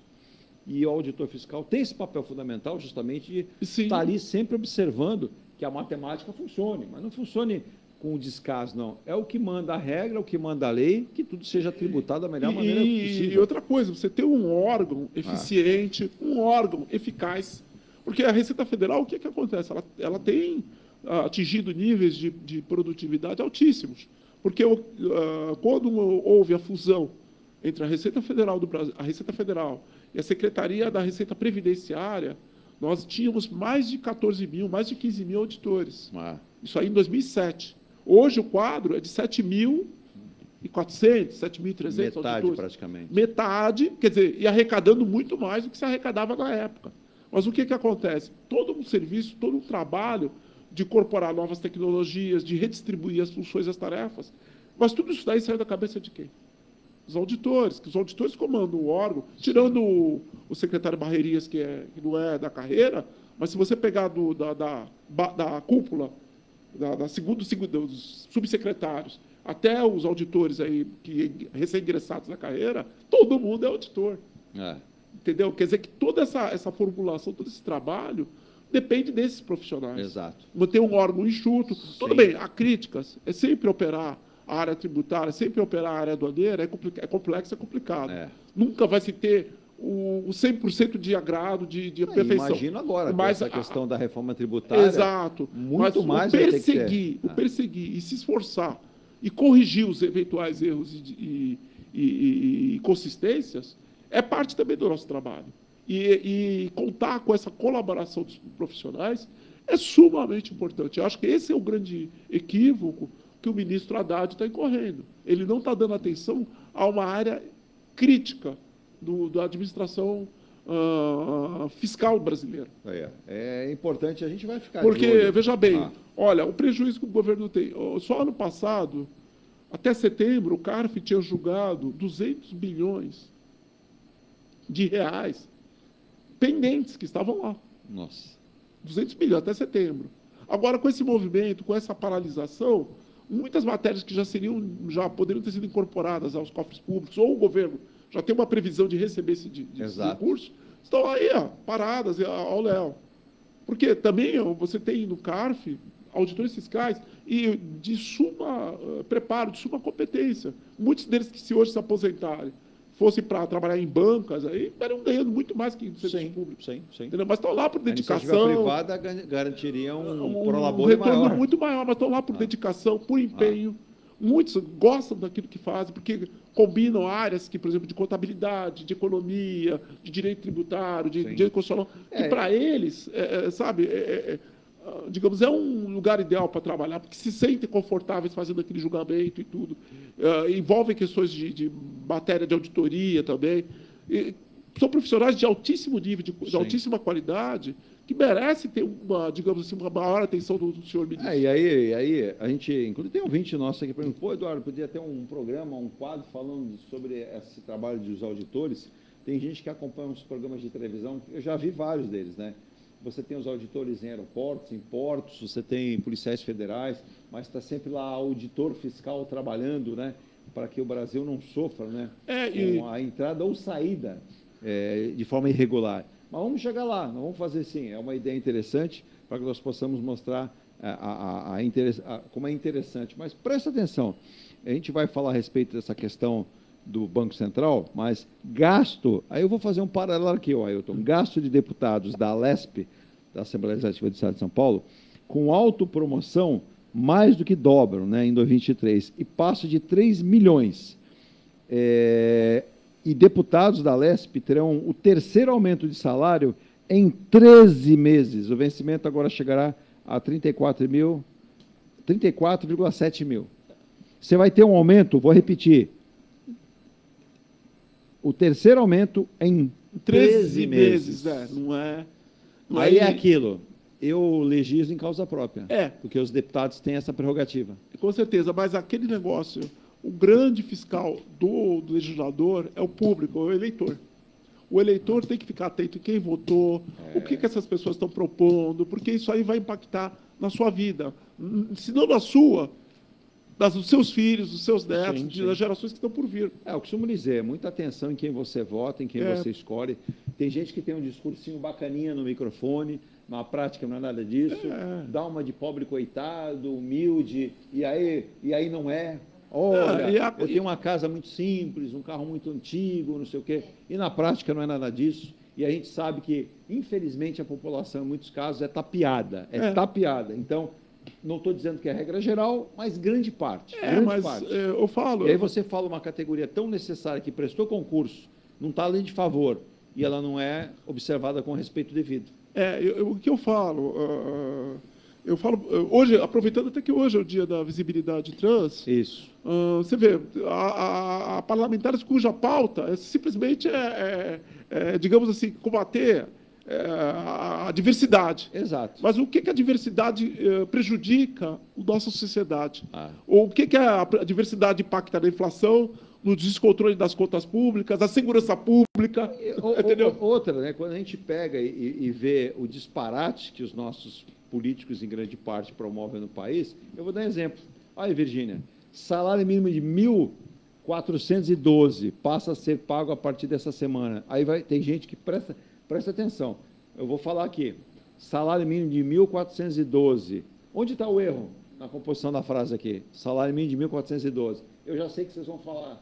Edu, não era 1.420? Aí que está o erro. Seria 1.420. Virgínia, você sabe por que o salário que foi anunciado pelo presidente Lula no passado de 1.420 não será 1.420, será 1.412? Não sei. Você não sabe? Eu vou dizer para você. É uma pouca vergonha que acontece nesse país. A gente está falando de uma categoria, está aqui o Ailton bem representando que é o auditor e tem tantas outras. Isso não aconteceu porque o presidente Lula teve que recuar agora no final do ano e começo do ano, porque os nossos queridos parlamentares pediram tanto auxílio disso, auxílio daquilo, fundão eleitoral, verba para campanhas eleitorais, porque tem dois, né? Tem a verba partidária e o fundo eleitoral, tem os dois. Que aí o presidente e o governo teve que refazer os cálculos. E o que seria o salário mínimo de 1.420 caiu para 1.412, um aumento de R$ 92. Passaria, né? A ideia era passar dos R$ 100. Mas os nossos ilustres parlamentares estão preocupados com eles. Com certeza. Por isso que nós chamamos a atenção, mais uma vez, do nosso público, dos nossos internautas, para vigiar. Porque o eleitor é o grande fiscal. ele deve fiscalizar aquelas pessoas que nenhum deputado deposita o voto. Vem a público para dizer, ó, a gente pressionou o governo e por conta disso o salário diminuiu. Nenhum fala. Ninguém fala. Não, é aquela coisa, a Eles culpa veem deles. a culpa é do governo, Do mas, governo. Ninguém fala que o fundo eleitoral esse ano está batendo recordes. Quase 5 bi. Exato, uma campanha municipal. Municipal. Exatamente. É o mesmo valor, já ultrapassando a campanha de 2022, que foi para a presidência. Para nível, vergonha. nível nacional Exato. e as fala. assembleias, né, Isso e ninguém governadores. Fala. Então, é assim, regionais, né? muito cuidado. Estaduais. Eu caminho para pensar que vai ter um tempo que as pessoas não vão querer mais votar, porque a credibilidade foi toda para o lixo. Sim. Para o lixo. Então, é assim, onde que uma pessoa em sã consciência, Virgínia, Ailton, os nossos ouvintes, consegue viver com R$ 1.412 para se vestir, para comer, para pagar aluguel, para a educação? Não consegue. Agora, os nossos queridos parlamentares, na sua grande maioria, estão preocupados com o quê? Com eles. Com certeza. Então, esse salário aqui ficou nesse patamar por conta disso, principalmente. Ah, mas é só você pesquisar, você ouvir aqui os especialistas, eles vão contar para você. Agora, Ailton, a gente começou o ano e o janeiro, nós estamos com o dia 29 hoje de janeiro aí no meu calendário, o lindo calendário da M. Muniz, que me ajuda todo dia a não me perder nos dias. Com certeza.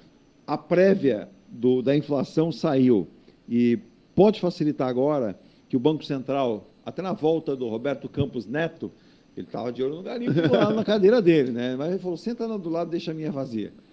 Esse mês de semana tem... Tem agora a reunião do Copom, a primeira do ano. Acho que a previsão acho que é 11,25, né, a Selic. Diz que o Lula mandou uma mensagem, né, lá para o Galípolo, dizendo para o Galípolo dar uma apertada no Roberto para ver se estava para baixar um pouco mais. Mas eu acho que não. Eles vão... Eu acho que fica no 11,25. 11,25. Eu acho que na verdade eles vão adotar uma solução conta-gotas para a redução da Selic, acompanhando o desempenho da economia e acompanhando também o desempenho... Essa prévia do IPCA 15, a prévia da inflação, os preços subiram 0,31 em janeiro, puxados pelos alimentos, e a gente percebe isso no supermercado. Né? Sim. A gente percebe isso. E o índice acumulou 4,47% na janela de 12 meses. O destaque absoluto foi o grupo de alimentos e bebidas, que subiu 1,53% nesse mês aí. Eu entendo que foram alguns realinhamentos, provavelmente alguma questão de clima, festas, porque também tem aquela questão também de Natal, Natal, Ano Novo, mas que eu digo... pessoas que estão entrando de férias, que acabam reforçando seu estoque. Exato. Então, o comércio que também começa a comprar mais, como é que eu vou falar, alimentos para vender na praia, nesses locais turísticos e tudo. Também tem férias tem uma demanda diferente. Tem aspectos climáticos também, lugares que talvez o clima não tenha favorecido a produção de alimentos. Sim. Então, tem vários fatores, mas que eu acho que não vão persistir ao longo do ano. Isso é importante. E o Roberto Campos Neto não se deixa valer muito por esses aspectos, não. Inclusive, tem um detalhe que eu até vou pegar aqui, e eu li, não vou agora me lembrar, mas eu até anotei, que foi colocado o seguinte, depois eu vou falar, eu quero que você analise, então, essa questão, e eu achando aqui, eu comento qual foi a frase, Ailton, por favor. Tá. Então, eu entendo que se nós não tivermos uma pressão, e acho que nós vamos ter ao longo desse ano uma pressão constante, exceto por fatores climáticos, porque o clima também está algo imprevisível. Sim. Então, a gente pode ter questão de seca ou excesso de chuva que provoque alguma quebra de safra, alguma coisa. Então, isso aí pode ter algum impacto na inflação. Mas, afora isso, eu acho que não vamos ter grandes surpresas ao longo desse ano. Eu acho que a política de descer, de reduzir a Selic a conta-gotas, acho que vai ser consistente ao longo do ano, vai ser persistente ao longo do ano. E aí a gente percebe, quando a gente fala que a inflação menor amplia o espaço para este corte, o juro, inclusive, que o Banco Central norteia, ele tem esse olhar, né, do IPCA 15, que subiu, então, somente 0,31% em janeiro. Mas uma frase dita pelo Roberto Campos Neto, que a política do Banco Central deve olhar para frente, pensando sempre positivamente lá no futuro, e esse futuro é para e passo. Então, o Roberto Campos Neto é mais conservador, ele diz aqui que a avaliação do Banco Central deve ser olhando para frente. Sim. E não apenas para o momento. E outra coisa também é a política, esse ano é ano de eleições nos Estados Unidos. Mas o que tem a ver os Estados Unidos com o Brasil? É o seguinte, nossas economias são mais ou menos ligadas. Então, muitos recursos deveriam ingressar no Brasil, hoje, estão indo para os Estados Unidos, porque os Estados Unidos estão com uma inflação baixa, a economia teve um crescimento acima das expectativas, e dificilmente, num ano de eleição, o Biden vai trabalhar em sentido contrário. Vai ser de manter a economia quente, aquecida dos Estados Unidos, sim. certo? Então, a gente tem condições E com a ameaça, a chamada Donald Trump no pescoço dele. No pescoço dele. Então, quer dizer, a tendência na economia americana é de uma certa... manter aquecida a economia americana. Agora, sabe o que é um contrassenso no Brasil? Desculpa te interromper. A gente citou agora há pouco da questão da valorização dos auditores fiscais, mas vamos lá, eu citei que os deputados estaduais custam muito dinheiro, em 13 meses, 3 aumentos salariais, e olha, desculpa, eles têm muita... 34 mil e poucos reais é muito bem pago para um deputado estadual, não é um mau salário, eles têm muitas ajudas, mas vamos lá, sabe um caso que me chamou muita atenção? Justiça do Brasil custa 1,6% do PIB brasileiro. E é a mais cara do mundo. Eu vou repetir. Em porcentagem do PIB a Justiça brasileira custa 1,6% do PIB. Eu estou falando 1,6% de um PIB que não cresceu, que diminuiu. E é a mais cara do mundo. Se a gente gasta tanto com a Justiça, não estou dizendo que a Justiça não é séria, precisa, mas, ora, a gente tem que ter um equilíbrio social, um equilíbrio econômico do país. Não é possível que quase 2% do PIB sejam destinados para a Justiça. A gente tem um desequilíbrio. A gente acabou de falar de uma área que arrecada. Mas a Justiça também. Não, mas o papel principal da Justiça não é arrecadar. Sim. Ela era ser justa. Resolver os conflitos. Exatamente, fazer com que os conflitos sejam resolvidos, amenizar, fazer... Agora, ela não pode ser tão cara assim. E se a gente começar a pensar, Justiça mais cara do mundo, com 1,6% do PIB, deputados federais custando bastante, deputados estaduais custando bastante, fundão eleitoral, verba para eleição, sai muito caro no Brasil e a gente deixa de monetizar e deixa de reconhecer áreas fundamentais para o país. É a grande questão. No momento que se discute no Congresso Nacional a questão da reforma administrativa, talvez esteja se atirando aonde, em princípio, não seja a prioridade. E justamente esse arranjo institucional brasileiro, que nós temos um legislativo caro, um judiciário caro proporcionalmente, é óbvio, as condições do país, eles deveriam sofrer, nesse primeiro momento, a prioridade. E quer ver um erro do governo aqui, para você comentar isso sempre que você está falando? O déficit previdenciário dos servidores, ele está atingindo, sabe quanto, Ailton? 6 trilhões. 6 trilhões. É um estudo do Raul Veloso, eu li E ele derrubou o investimento público, valor equivalente a 93% da dívida pública. Sim. Pública, líquida. E em alguns entes fazem necessidade de ajustes urgentes. O que acontece? O governo federal, os governos desde o Fernando Henrique, eles fizeram reformas da Previdência que surtiram um certo efeito na esfera federal. Mas certos estados, até hoje, não fizeram reformas previdenciárias, não criaram fundos, por exemplo, de previdência para os seus servidores. Exato. Municípios idem. E tanto que esse déficit aí, a boa parte dele, a parte mais significativa, é proveniente dos municípios e dos estados. O déficit da Previdência, nesses, acho que eu não sei qual período, não me lembro agora o período que ele cobre, aí, esse acréscimo aí, mas acho que nos últimos 10, 15 anos, ele subiu 20% na esfera federal, 40% no estadual e acho que quase 80% na esfera municipal. Exatamente. Então tem todo você vê que a distribuição, há um desequilíbrio entre as esferas do poder público. Então, o que acontece? É um dos problemas do Brasil. Não, basta ver, Ailton, não sei se você estava no programa semana passada, quando eu citei que o Tribunal de Contas do Estado de São Paulo tem alertado os municípios, a gente pegou municípios gigantes do Estado de São Paulo, só que o comprometimento deles, na sua grande maioria, é justamente com a questão do servidor, é a questão interna. Então, quer dizer, está sendo feita uma gestão equivocada, uma má gestão, um não equilíbrio, e aí o que acontece, o que se percebe? Talvez seja uma tendência, muitos municípios cortarem o quê? Concursos públicos. E aí você fala, mas aí cortou o concurso público, resolveu? Não, Pelo contrário, eu corto o concurso público para colocar menos e gastar menos com os servidores, mas eu não sirvo a população. Eu não ofereço serviço de qualidade. Exatamente. Na verdade, vai aparecer o que? Da qualidade, da má qualidade do serviço. Exato. Menos funcionários públicos, menos servidores, um atendimento precarizado. O problema todo é o seguinte, como fazer para pagar esses funcionários que já se aposentaram?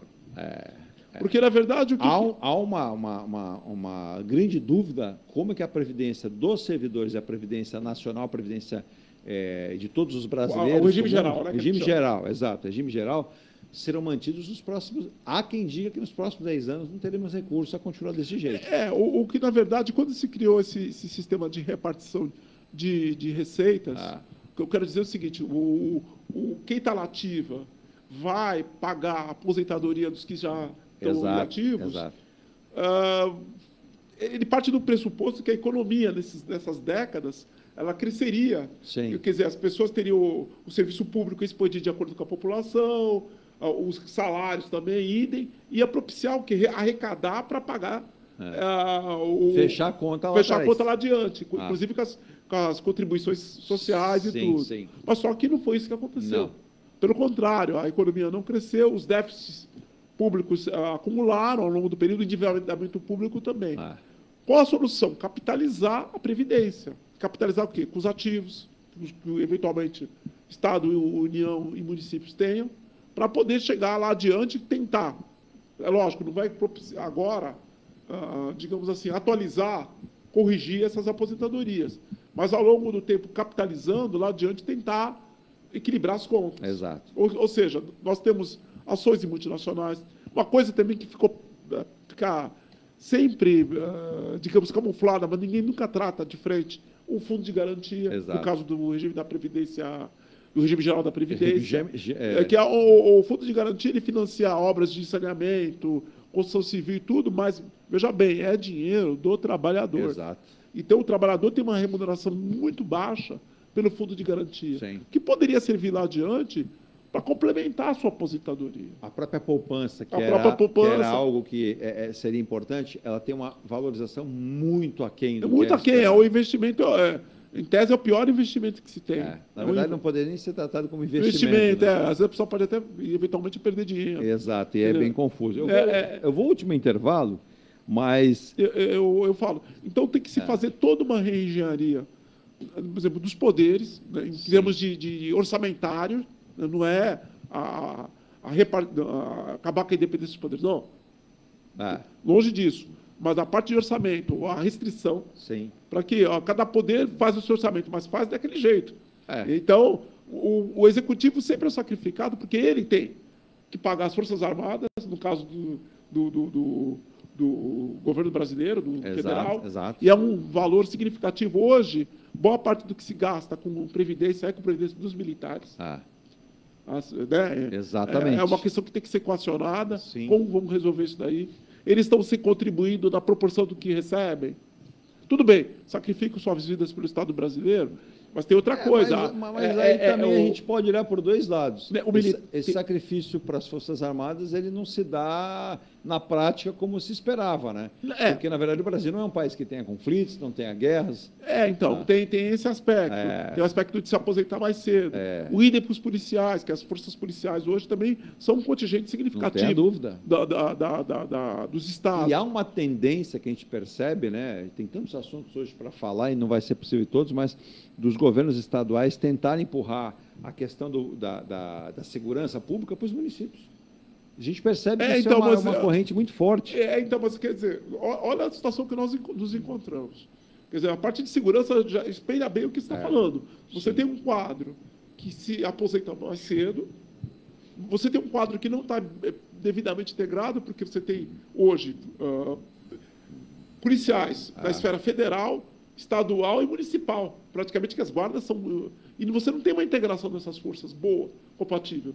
Tanto que a situação da segurança pública nossa é complicada. Temos aí, de novo, a Operação Escudo... Exato. Por morte de um policial. Mais policial. Na verdade, já tínhamos a morte da policial em São Paulo, tivemos morte policial no interior, morte policial na Baixada Santista, também tentativa de assalto, e um policial saiu muito bem na Anchieta, mas deu muita sorte, conseguiu reagir e balear os meliantes. Agora, você tem 4 operações de escudos que foram aí colocadas em prática pelo governador Tarcísio Gomes de Freitas, pelo secretário Guilherme Derrite, mas me parece muito assim, retalhar. É sazonal. O que acontece? Essas operações, elas visam mais o eleitor, infelizmente essa é a realidade, do que resolver o problema da segurança pública.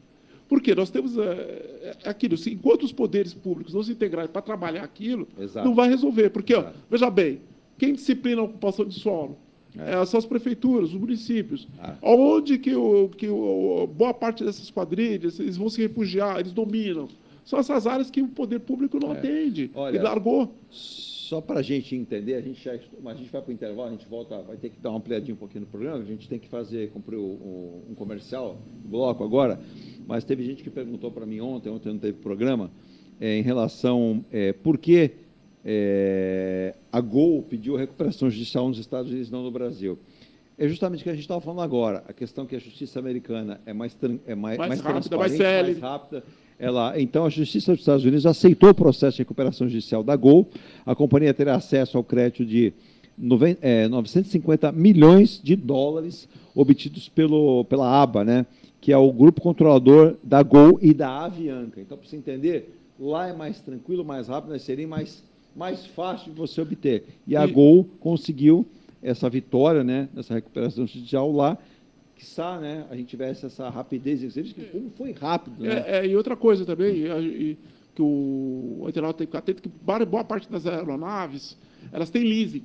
Leasing, às vezes, do avião. Exato. E das turbinas, dos motores. Quer dizer que boa parte dos credores da Gol são internacionais. São internacionais. Bom, provavelmente aqui no Brasil eles têm dívida com os funcionários, aí tem que pagar, não tem coisa. Provavelmente tem com a Petrobras, mas combustível eles podem pagar à vista, porque também é algo de consumo rotineiro. E com esses 950 milhões de dólares, eu acho que dá para tanto a Gol como a Avianca. Algo em torno de 5 bilhões de reais, mais ou menos. Eles equilibrarem as contas e manterem as operações normais. Porque empresa de aviação, dito e feito, vira e mexe, uma ou duas vão para recuperação ou vão para quebra mesmo. Mas eu vou para o intervalo final e na volta tem uma única pergunta aqui, um tema que é bastante controverso, muita gente discutindo, velho, que é o seguinte: o governo estuda a redução da jornada de trabalho. Muitas empresas e países já estão adotando, né, ou testando um modelo de trabalho de semana de 4 dias. Ou seja, a carga horária é reduzida e agora o governo brasileiro está de olho nisso e deve se aprofundar nesse tema. Atualmente, a CLT prevê no Brasil o regime de tempo parcial de 30 horas semanais, enquanto a Constituição brasileira estabelece uma jornada máxima de 44 horas semanais, sendo 8 horas diárias. Quero depois, na volta, na parte final, essa questão que o Ailton vai responder. Muita gente tem uma visão, outros não, que o Brasil... Mas eu vou intervalo e volto já. Vamos lá, Virginia, último intervalo e voltamos já com essa questão que o Ailton vai responder. Eu não sei se o Ailton já tem uma visão sobre esse tema, mas ele vai responder na volta aqui do nosso intervalo, aqui do nosso ponto a ponto da segunda-feira pela Rádio Star News Santos, 24 horas. Obrigado pelo carinho. A audiência esse final de semana, Virginia, tivemos sábado e domingo show especial do Pet Shop Boys, é isso? Opa! Foi sábado. Aí, parabéns, hein, foi sábado e domingo, show especial, melhor dizendo, no palco das grandes estrelas da Rádio Star News, a dupla Pet Shop Boys. Eu vou intervalo e volto já. Parabéns à Star News aí pela essa iniciativa de atender a várias gerações, né? Entendeu? A Engelife Construtora, empresa do Grupo Enge Plus, apresenta o residencial Piazza Torino. 3 opções de plantas, com 38, 57 ou 67 metros quadrados. 13 espaços de lazer e conveniência. Plantão de vendas, Rua João Alfredo, 363, Santos. Visite o decorado. Fale com nossos corretores. WhatsApp 13 99151 9431. Engelife Construtora. Antes de comprar, Forte Vistoria. Antes de vender, Forte Vistoria. Modo veicular, Forte Vistoria. Pra não se arrepender, Forte Vistoria. 32238383. 32238383. Forte Vistoria. Atendemos toda a Baixada. fortevistoriasautomotivas.com.br ou ligue 32238383. Forte Vistoria. Seu carro amassou? Nós da Ronaldo Hammer Martelinho de Ouro temos a melhor solução, com rapidez, agilidade e ótimo custo. Com 20 anos de experiência no mercado nacional e internacional, atendendo ao público em geral e a grandes montadoras. Somos especialistas em martelinho de ouro, funilaria e pintura express. Serviços realizados por profissionais qualificados, utilizando equipamentos e materiais de primeira qualidade. Traga o seu carro para uma avaliação com o mestre Ronaldo Hammer Martelinho de Ouro. Rua Comendador Martins, 191, Vila Matias, em Santos. Telefone 13 97408 5990. Venha morar na quadra da praia. Residencial Ilha de Malta. 2 ou 3 dormitórios, terraço gourmet e até 120 meses para pagar. Lazer completo com academia, piscina, salão de festas, de jogos, grill e brinquedoteca. Plantão de vendas no local. Avenida Almirante Cochrane 32, Canal 5, Santos. Construção e incorporação em G Plus. Acesse engeplus.com. Mecânica Eliomar, oficina especializada multimarcas, com garantia de segurança em todos os serviços, injeção eletrônica, elétrica e mecânica em geral. Mecânica Eliomar, essa você pode confiar. Que tal poder contemplar essa vista do seu novo endereço? Residencial Mykonos, o imóvel dos seus sonhos com a qualidade em G Plus. Apartamentos de 2 ou 3 dormitórios, 3 opções de plantas e até 120 meses para pagar. Lazer completo com piscina, salão de festas, espaço grill, brinquedoteca, salão de jogos e academia. Localização excepcional, perto de tudo. Rua Ricardo Pinto 63. Plantão de vendas no local. Construção e incorporação em G Plus. Acesse engeplus.com.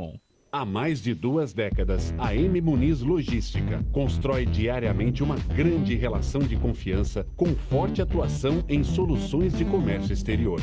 Nossa experiência nos permite oferecer uma gestão completa e integrada dos serviços de despacho aduaneiro, consultoria e logística, com garantia de excelência nos resultados, utilizando a versatilidade dos modais, interagindo na melhor solução tributária, facilitando a tomada de decisão e otimizando a gestão do seu negócio.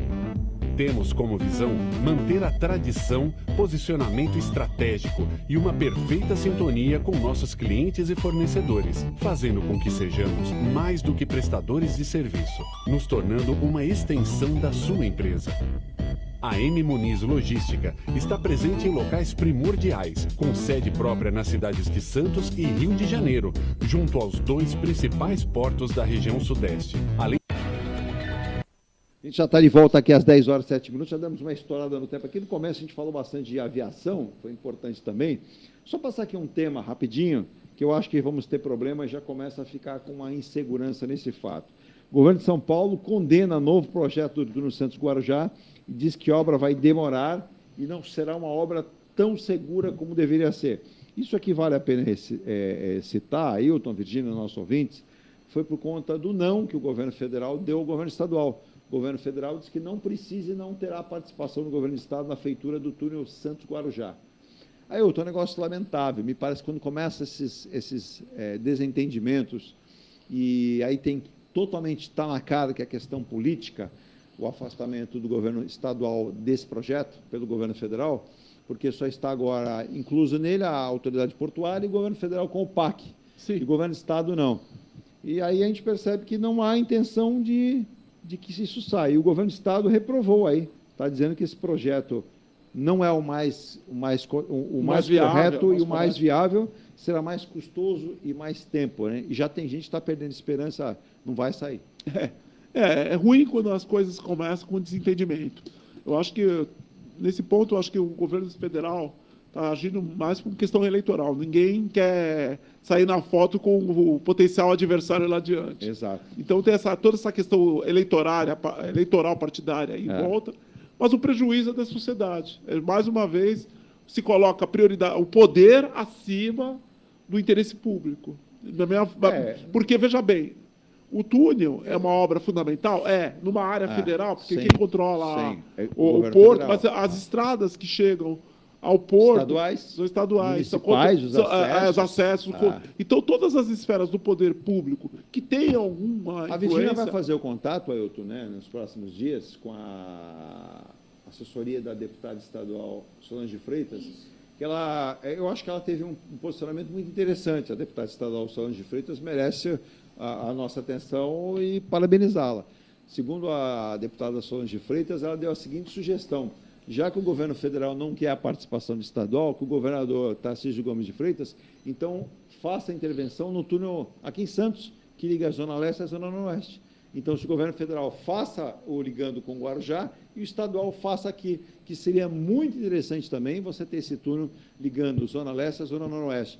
Deixaria o movimento que vem de São Paulo, Litoral Sul, Cubatão, essa região, todo para se cortar por esse túnel e sair nos acessos, não tendo que pegar marginal, perimetral. Então, talvez a ideia, vamos até tentar o contato, trazê-la aqui, para falar, acho que uma ideia até interessante da deputada. Eu vou mais adiante, eu acho que o governo do Estado de São Paulo tem que agilizar também os acessos do Planalto à Baixada Santista. Exato. Porque o que isso traz de impacto negativo para a região é impressionante. Olha, quem tem subido, eu não sei se vocês subiram no final de semana, tem gente que falou que ficou 2 horas e meia para subir a serra, ainda teve acidente de caminhão. Alguns elogiaram a volta, que voltaram pelas 2 pistas da Anchieta, o fluxo estava bom, mas subindo está demorando muito. Eu próprio, quando eu tenho compromissos em São Paulo, aqueles compromissos que a gente sabe que não pode chegar atrasado, que é compromisso com... Como é que você tem feito? Com clientes, isso implica para a gente, se eu tenho um compromisso às 11, eu já me programo de sair de Santos no mínimo 7 da manhã. Porque eu sei que é altamente imprevisível. O que eu vou encontrar? É inviável sair agora 2 horas antes. É inviável. É inviável, é alto risco. 2 horas antes, eu estou falando. É alto risco. É alto risco. 2 horas anteriormente, há alguns anos atrás, você estava no interior de São Paulo. No interior de São Paulo, a pessoa podia se dar o luxo até de parar em algum lugar para tomar um café. Hoje não. Hoje não dá Hoje mais. Qualquer segundo conta. Então, realmente, se o governador investir nesses acessos à Baixada Santista e também, uma coisa que pouco falamos aqui, nesse trânsito entre as próprias cidades da Baixada Santista, que também é algo complexo, sair de Santos para São Vicente, que é temporada, é complicado, por causa da hora da praia tomada. Acesso só temos um? Cubatão também, porque a gente tem que pegar a pista da Anchieta e tudo. Exato. Se o governo investir na melhoria desses acessos, ele está fazendo também um trabalho muito bom. Sabe o que me dá medo, Ailton, já que você tocou nisso? A gente fala em viaduto Santos, túnel imerso Santos-Guarujá, fala uma terceira pista para ligar o Planalto à Baixada Santista. Uns reclamam e pedem uma rodovia que vem lá por Parelheiros para o Litoral Sul, só que não tem nenhuma obra aqui embaixo. Não tem uma avenida a mais, não tem mais nada. Nós teríamos acessos melhorados para chegar, mas aqui dentro não tem fluidez. Exatamente. Então, por isso que eu falo que essa questão de circulação interna, também de ajudar as cidades, isso aí também envolve, no meu modo de enxergar, o dito Ministério das Cidades, que ele também não dá ferramentas para planejar essas cidades. A Virgínia voltou agora no comecinho de janeiro, lá do Vale do Ribeira. Vamos colocar essa participação importante. Mas a Virgínia percebeu, né, Virgínia? A gente saindo ali, pegando Peruíbe até chegar em Praia Grande, um fluxo gigantesco de carros. Onde você tem vários trechos com pista não duplicada, mão dupla, trechos urbanos com lombada. Não dá, gente, não dá.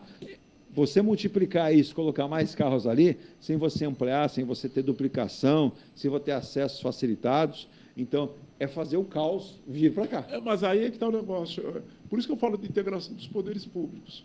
Os municípios, eles disciplinam o seu sistema viário. Só que eles têm que lembrar que aquele sistema viário deles também atende uma população flutuante enorme. Exato.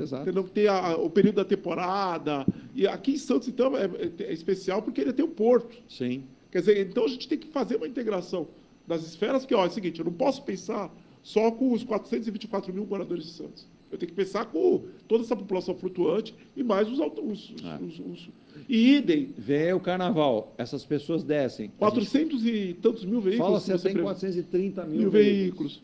Agora, essas pessoas descem pelo mesmo lugar, andam pelas mesmas rodovias, ruas, e aí você percebe o seguinte, não tem lugar para estacionar, o acesso é ruim, você vai, por exemplo, para o Litoral Sul, a Virgínia percebeu o fluxo gigantesco de carros, e aí aquilo é complicado. Aí os acidentes acontecem, então Como disse o deputado Alberto Mourão quando esteve aqui, precisamos multiplicar os acessos, sim, mas também toda a malha viária da Baixada Santista. Precisamos criar alternativas. Exatamente. Então, talvez se o governo do Estado de São Paulo trabalhando isso daí, trabalhando também junto com o Ministério das Cidades, Exato. que é essa questão também de criar, digamos, transferir conhecimento para gerenciamento da malha viária. Sim.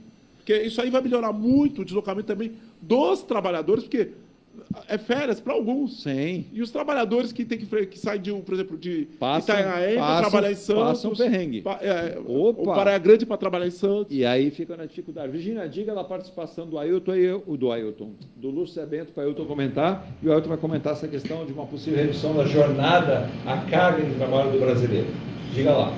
Lúcio José Bento, bom dia. Tempo ensolarado em Florianópolis. Ah, que beleza. Opa, Ainda muito engarrafamento com filas para as praias. Em votação, lei para encaminhar morador de rua, usuário de drogas para internação compulsória. Olha aí, ó, bom tema, a gente já comentou isso aqui, a gente vai trazer de novo a secretária Alda Gleice para falar sobre isso também. Muita gente reclamando, mas vale lembrar que morador de rua não é um problema de uma pessoa só, do prefeito, é de todos nós, da sociedade como um todo, a gente precisa discutir isso. A gente teve em Florianópolis, né, Virgínia? A gente percebeu realmente moradores de rua, mas há denúncias, que, por exemplo, a denúncia de um ônibus que veio da Bahia, lá para Florianópolis, com pessoas da Bahia que foram levadas para lá. Abre a porta, solta eles lá e se dane o mundo, né? Não dá para ser assim. A ilha de Florianópolis muito adensada, né? Muitos carros, a gente percebeu um trânsito muito pesado. Trecho que você deveria andar em 10, 15 minutos, você está levando uma hora para andar. E aqui na Baixada Santista está diferente. Muito brilhante o Bento, sempre brilhante. E o Bento, a gente vai estudar aqui, eu vou apertar a Virgínia essa semana aqui, para a gente poder voltar a fazer as nossas lives, para que a gente possa trazer assuntos, comentários como o seu, com a sua participação. Eu posso dar até um... Diga. Eu não sei de quem é a... Desculpe, eu perdi de quem é a proposta, de qual foi a esfera federal, né? Essa proposta de interação compulsória. Ou é municipal? De quem foi? Me parece que é lá do estado de Florianópolis. Florianópolis. De Santa Catarina. O estado de Santa Catarina, a capital Florianópolis. Eu tenho dúvidas. Aqui está em votação para encaminhar morador de rua, usuário de drogas para internação compulsória. Mas não fala que... Mas eu acho que isso aí peca de inconstitucionalidade. Eu acho que pode até votarem, conseguirem a aprovação no órgão legislativo, o governador de Santa Catarina sancionar, mas lá no judiciário cai. Cai porque dentro do território brasileiro, todo cidadão é livre para se deslocar. Então tem a liberdade esbarra naquilo do dos direitos fundamentais, de ir e vir. E outra coisa, como é que... Mas é uma boa reflexão, é hora de pensar que não dá para manter as pessoas na rua como estão. Hoje mesmo, mas eu aí... olhei aqui na janela, Virgínia, tinha uma pessoa que dormiu na calçada a noite inteira aqui, do lado da janela aqui. E aí eu lhe pergunto, como é que a prefeitura pode agir? Vamos trazer a secretária, porque ou eu estou fazendo conta errada, ou eu estou vendo mais moradores de rua. Me parece que esse começo do ano, eles aumentaram. Não, normal. Estão vindo de outros lugares.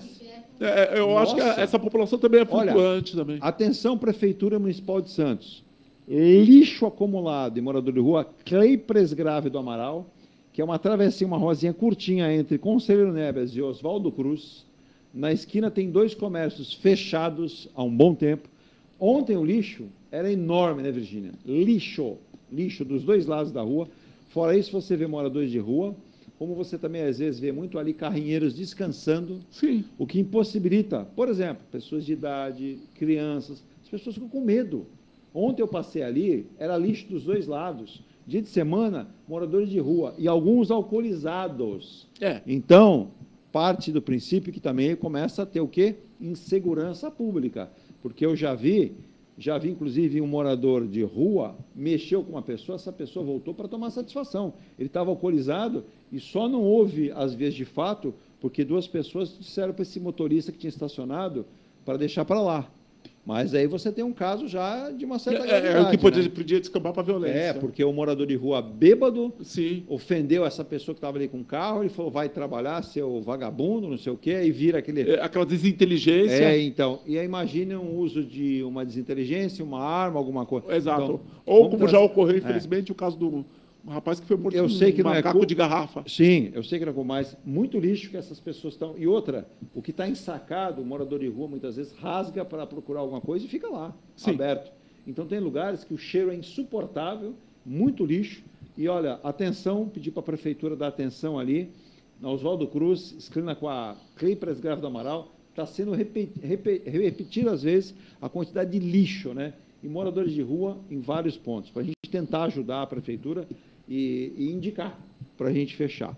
Ailton, para fechar, às 10 horas e 19 minutos, essa questão de redução de jornada de trabalho, para alguns países está funcionando. Não sei se para o nosso mercado a gente precisa fazer com que tenhamos mais postos de trabalho, mais emprego, acrescentar a isso a arrecadação e também fazer com que a gente tenha no jovem despertar de trabalho. Você começa agora a trabalhar menos dias, jornada menor. Não sei se é um bom momento para discutir isso. Na verdade, quando a gente fala mercado de trabalho, nós estamos falando de realidades muito diferentes. Vamos falar, do ponto de vista, comparar o Brasil com o exterior, a gente tem o problema de que no exterior, problema não, a questão que no exterior, certos países como a Alemanha, a França... A produtividade é diferente. É bem mais alta que aqui. Resultados diferentes. Então, eles têm uma margem para trabalhar que talvez no Brasil nós não tenhamos. Outro aspecto são setores. Impor uma jornada de trabalho igual para setores distintos, que tem uma realidade totalmente distinta de jornada, de necessidade de contato com o público, dias de trabalho. Quem trabalha no comércio, no setor turístico, principalmente cidades turísticas, como as daqui da Baixada Santista, exato, tem aquela coisa, não, todo o público, o fluxo do público é final de semana, sim, sábado, domingo, como é que vai fazer? Então, no meio da semana, mas aí o empregador fala, mas no meio da semana eu preciso preparar todo minha equipe, o meu estoque, tudo que eu faço, para que quando chegue final de semana, tudo já esteja... Exato. Então, quer dizer, eu acho que a primeira coisa que nós temos que trabalhar é o seguinte: produtividade do trabalhador brasileiro, dando mais recursos, melhorando o transporte público. Sim. Porque, veja bem, o trabalhador chega cansado do trabalho, por quê? Porque trabalhou, já despendeu 2 horas para chegar no trabalho. Despendeu outras 2 no dia anterior para chegar em casa. Isso aí acontece em muitas grandes cidades. Então, nós temos que trabalhar esses fatores que afetam a produtividade do trabalhador, sim, melhorar o nível de educação do trabalhador, para que lá adiante a gente possa realmente pensar em flexibilizar a jornada de trabalho. Correto. Eu acho que a gente está colocando... a proposta em si, ela coloca os fatores não na devida ordem. Que eu acho que primeiro a produtividade, melhorar as condições do trabalhador brasileiro, para aí nós pensarmos na flexibilização. Sim. E conhecermos melhor a realidade dos setores. Nós estamos lidando com setores, por exemplo, de construção civil. Às vezes, talvez o nosso amigo aí, o Barroso, possa falar melhor, sim, da realidade, que às vezes uma obra tem um cronograma, um financiamento que tem que ser cumprido. E um tipo de setor que trabalha muito com as intempéries. Então, por exemplo, você imagina uma semana de muita chuva, você não conseguiu produzir efeitos. Aí vem uma semana de sol, não, ela é mais reduzida. Uma obra que estaria ali, vai dizer, 2, 3 anos, vai a 6 anos. Exatamente. Então, quer dizer que tem todos os setores, tem formas de trabalhar diferente, utilização, intensidade de uso de mão de obra diferente. Então, a gente não pode criar isso como regra geral. Exato. Então, primeiro pensar na produtividade, na diferença dos setores, para então estudar como flexibilizar isso adiante. Ou também tentar, dentro dessa flexibilidade, dar liberdade a vários setores por profissional para estimular isso. Para estimular isso, para estipularem, né, nos seus contratos, isso daí. Exato. Porque eu vou dar outro exemplo. A empresa é o maior mensurador se o funcionário pode e deve trabalhar assim. Exato, porque há empresas, por exemplo, que são filiais ou subsidiárias de multinacionais. E elas prestam, basicamente, serviços para essas outras entidades da multinacional do exterior. Você imagina um shopping center, Ailton, dizendo o seguinte: o funcionário terá 33 horas de carga de trabalho por semana. Como é que esse shopping, esse programa, se ele trabalha de domingo a domingo? Exato. Ou isso aí, em princípio, para certos setores, vai encarecer o quê? Eu vou ter que criar novos turnos de trabalho. Turnos de trabalho, postos de trabalho. Que, em princípio, isso vai encarecer também? Pode encarecer. Pode encarecer. Não vai vou gerar mais a gente emprego. não pode adotar essas regras muito gerais num país onde as condições de trabalho são tão díspares. Modelos internacionais, às vezes, não são compatíveis com a nossa realidade. A nossa realidade é outra, né? Eu acho que a prioridade 0 para mim, eu vou repetir a exaustão, é melhorar a produtividade do trabalhador brasileiro, melhorar as condições de trabalho do trabalhador brasileiro. Para que quando as pessoas vão se desloquem do trabalho, por exemplo, não passem por 2 horas e meia, 5 horas. Quer dizer, trabalhar 8 e se desloca 5 horas para trabalhar. Sim. Quer dizer, isso é um absurdo. Exato. Isso aí deveria estar, no meu modo de entender, na prioridade. Tanto que muitas empresas multinacionais entenderam que o seu funcionário em grandes capitais, em grandes cidades, perdiam muito tempo com o transporte, com o horário do almoço, e diziam o seguinte, o dia dele tem ali 4, 5 horas, às vezes até 6 a menos. E aí prestigiaram com a pandemia no home office e perceberam que essas pessoas ganharam mais produtividade. Sim. Porque efetivamente elas não têm que sair correndo para pegar trânsito, para chegar no seu destino de trabalho. E aí essa jornada de trabalho ela é acertada entre o patrão e o empregado. Exato. Até a questão do próprio vínculo empregatício. Eu essa relação. vou falar outros setores como os de saúde, por exemplo, que já sofrem uma pressão enorme por causa da questão do repasse de verbas do SUS. Exato. Estou falando dos hospitais particulares, né? Que tem o problema do repasse de verbas do SUS, tem uma pressão ali de receita, e ainda tendo que se defrontar com a criação de outros turnos, sim, de funcionários, saúde não adianta, é presencial. Se não for assim, não dá. Ailton, obrigado pela semana. Filha já embarcou, já voltou. Voltou sábado para o trabalho. Tudo. E agora é o último semestre e vamos ver. Último semestre e aí já preparando-se academicamente para o mercado de trabalho. Exato, ela já tem os estágios em vista. Nesse final de semana nós conversamos a respeito. Olha aí. Ela, inclusive, pode até conseguir estágio nas representações consulares, sim, né, de países aí. Então, ela está atrás disso aí agora. Agora começou a virar... E é uma brasileira focada dizendo o seguinte, Portugal é interessante para quem quer trabalhar sério. Com certeza. Portugal, o exterior, de modo geral, é interessante para quem quer trabalhar sério. Eu acho que... Estudar também, né? Estudar. Eu acho importante o jovem ter essa visão do mundo, ter essa visão do Brasil. Ele estuda em que capital, aqui em cidade de Portugal? Coimbra. Tá aí, ó. É a universidade mais antiga de Portugal, acho que mais antiga da Europa. Mais de 800 e poucos anos. 1290. Quer dizer, é muito antiga e dá o exemplo aí. A gente vê alguns vídeos, não vá para Portugal, desista de Portugal, não estude Portugal. Balela. Isso é para quem não foca, para quem não tem... Claro, você tem que ter uma estrutura para fazê-lo, mas quem tem estrutura e foco vai. Não adianta ter estrutura e não ter foco, que aí você não consegue fazê-lo. Mas que a gente possa produzir efeitos. Portugal, que recentemente, inclusive, assinou um contrato de parceria com a cidade de Santos aqui, cidades aí que se ajudam. Ailton, boa semana. Opa! Vai voar mais uma semana. Semana que vem já é uma semana que vai anteceder a semana para o Carnaval. Então, tem essa semana, e aí na semana que vem já vamos entrar na semana que o Carnaval começa na sexta-feira. Exatamente. Alegria, né? Dedinhos para cima. Dedinhos para cima, vírgula. Temos muito trabalho pela frente. Essa história que o ano começa em março, vou repetir, balela. Não, nós, seres humanos, começou no dia 2º de janeiro. Como é que eu vou falar para você? O ano começa a partir do momento que a gente tem que pagar um monte de impostos, de tributos. Então a gente já começa com IPVA, IPTU. Talvez para alguns abnegados comece em março. Diga, Virgínia. Luiz Fernando Alvarez Rodrigues, parabéns, Edu, e ao doutor Ailton também. Muito bom programa na presença dele. Opa, o Luiz Fernando esteve com a gente aqui na semana passada, falamos no aniversário de Santos, falamos muito sobre um setor que está desaparecendo, mas não vai desaparecer, que é a panificação.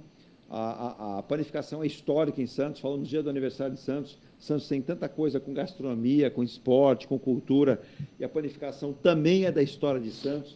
Luiz, um abraço para você. Adorei fazer. O Luiz que nos presenteou com cuca, com pão de cará com canela e açúcar de confeiteiro, pães de queijo. Trouxe aqui o Rogério, né, do Padeirão, para fazer o programa com a gente.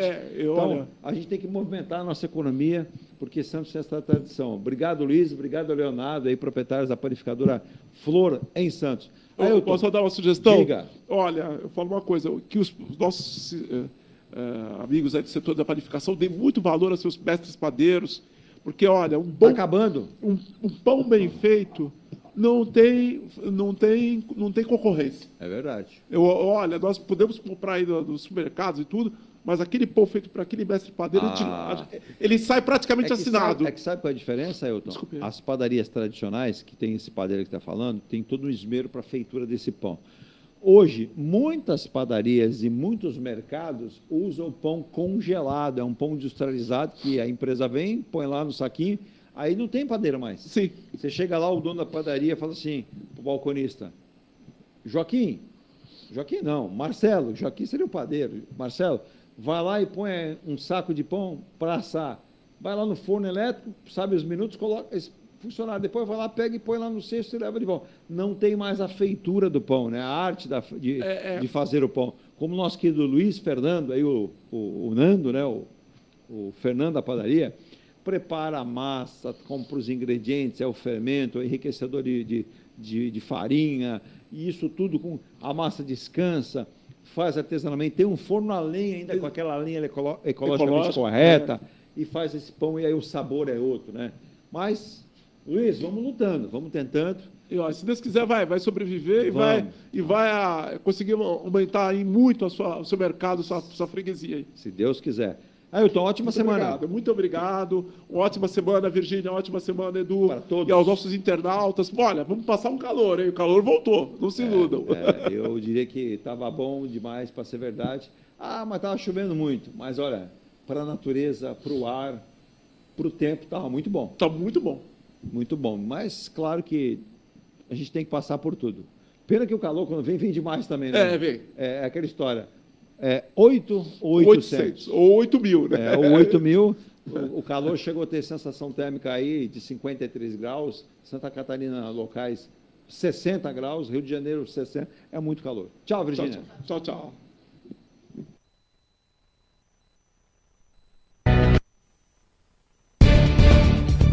Você acompanhou o Ponto a Ponto, a notícia em destaque. A apresentação, Eduardo Lucas.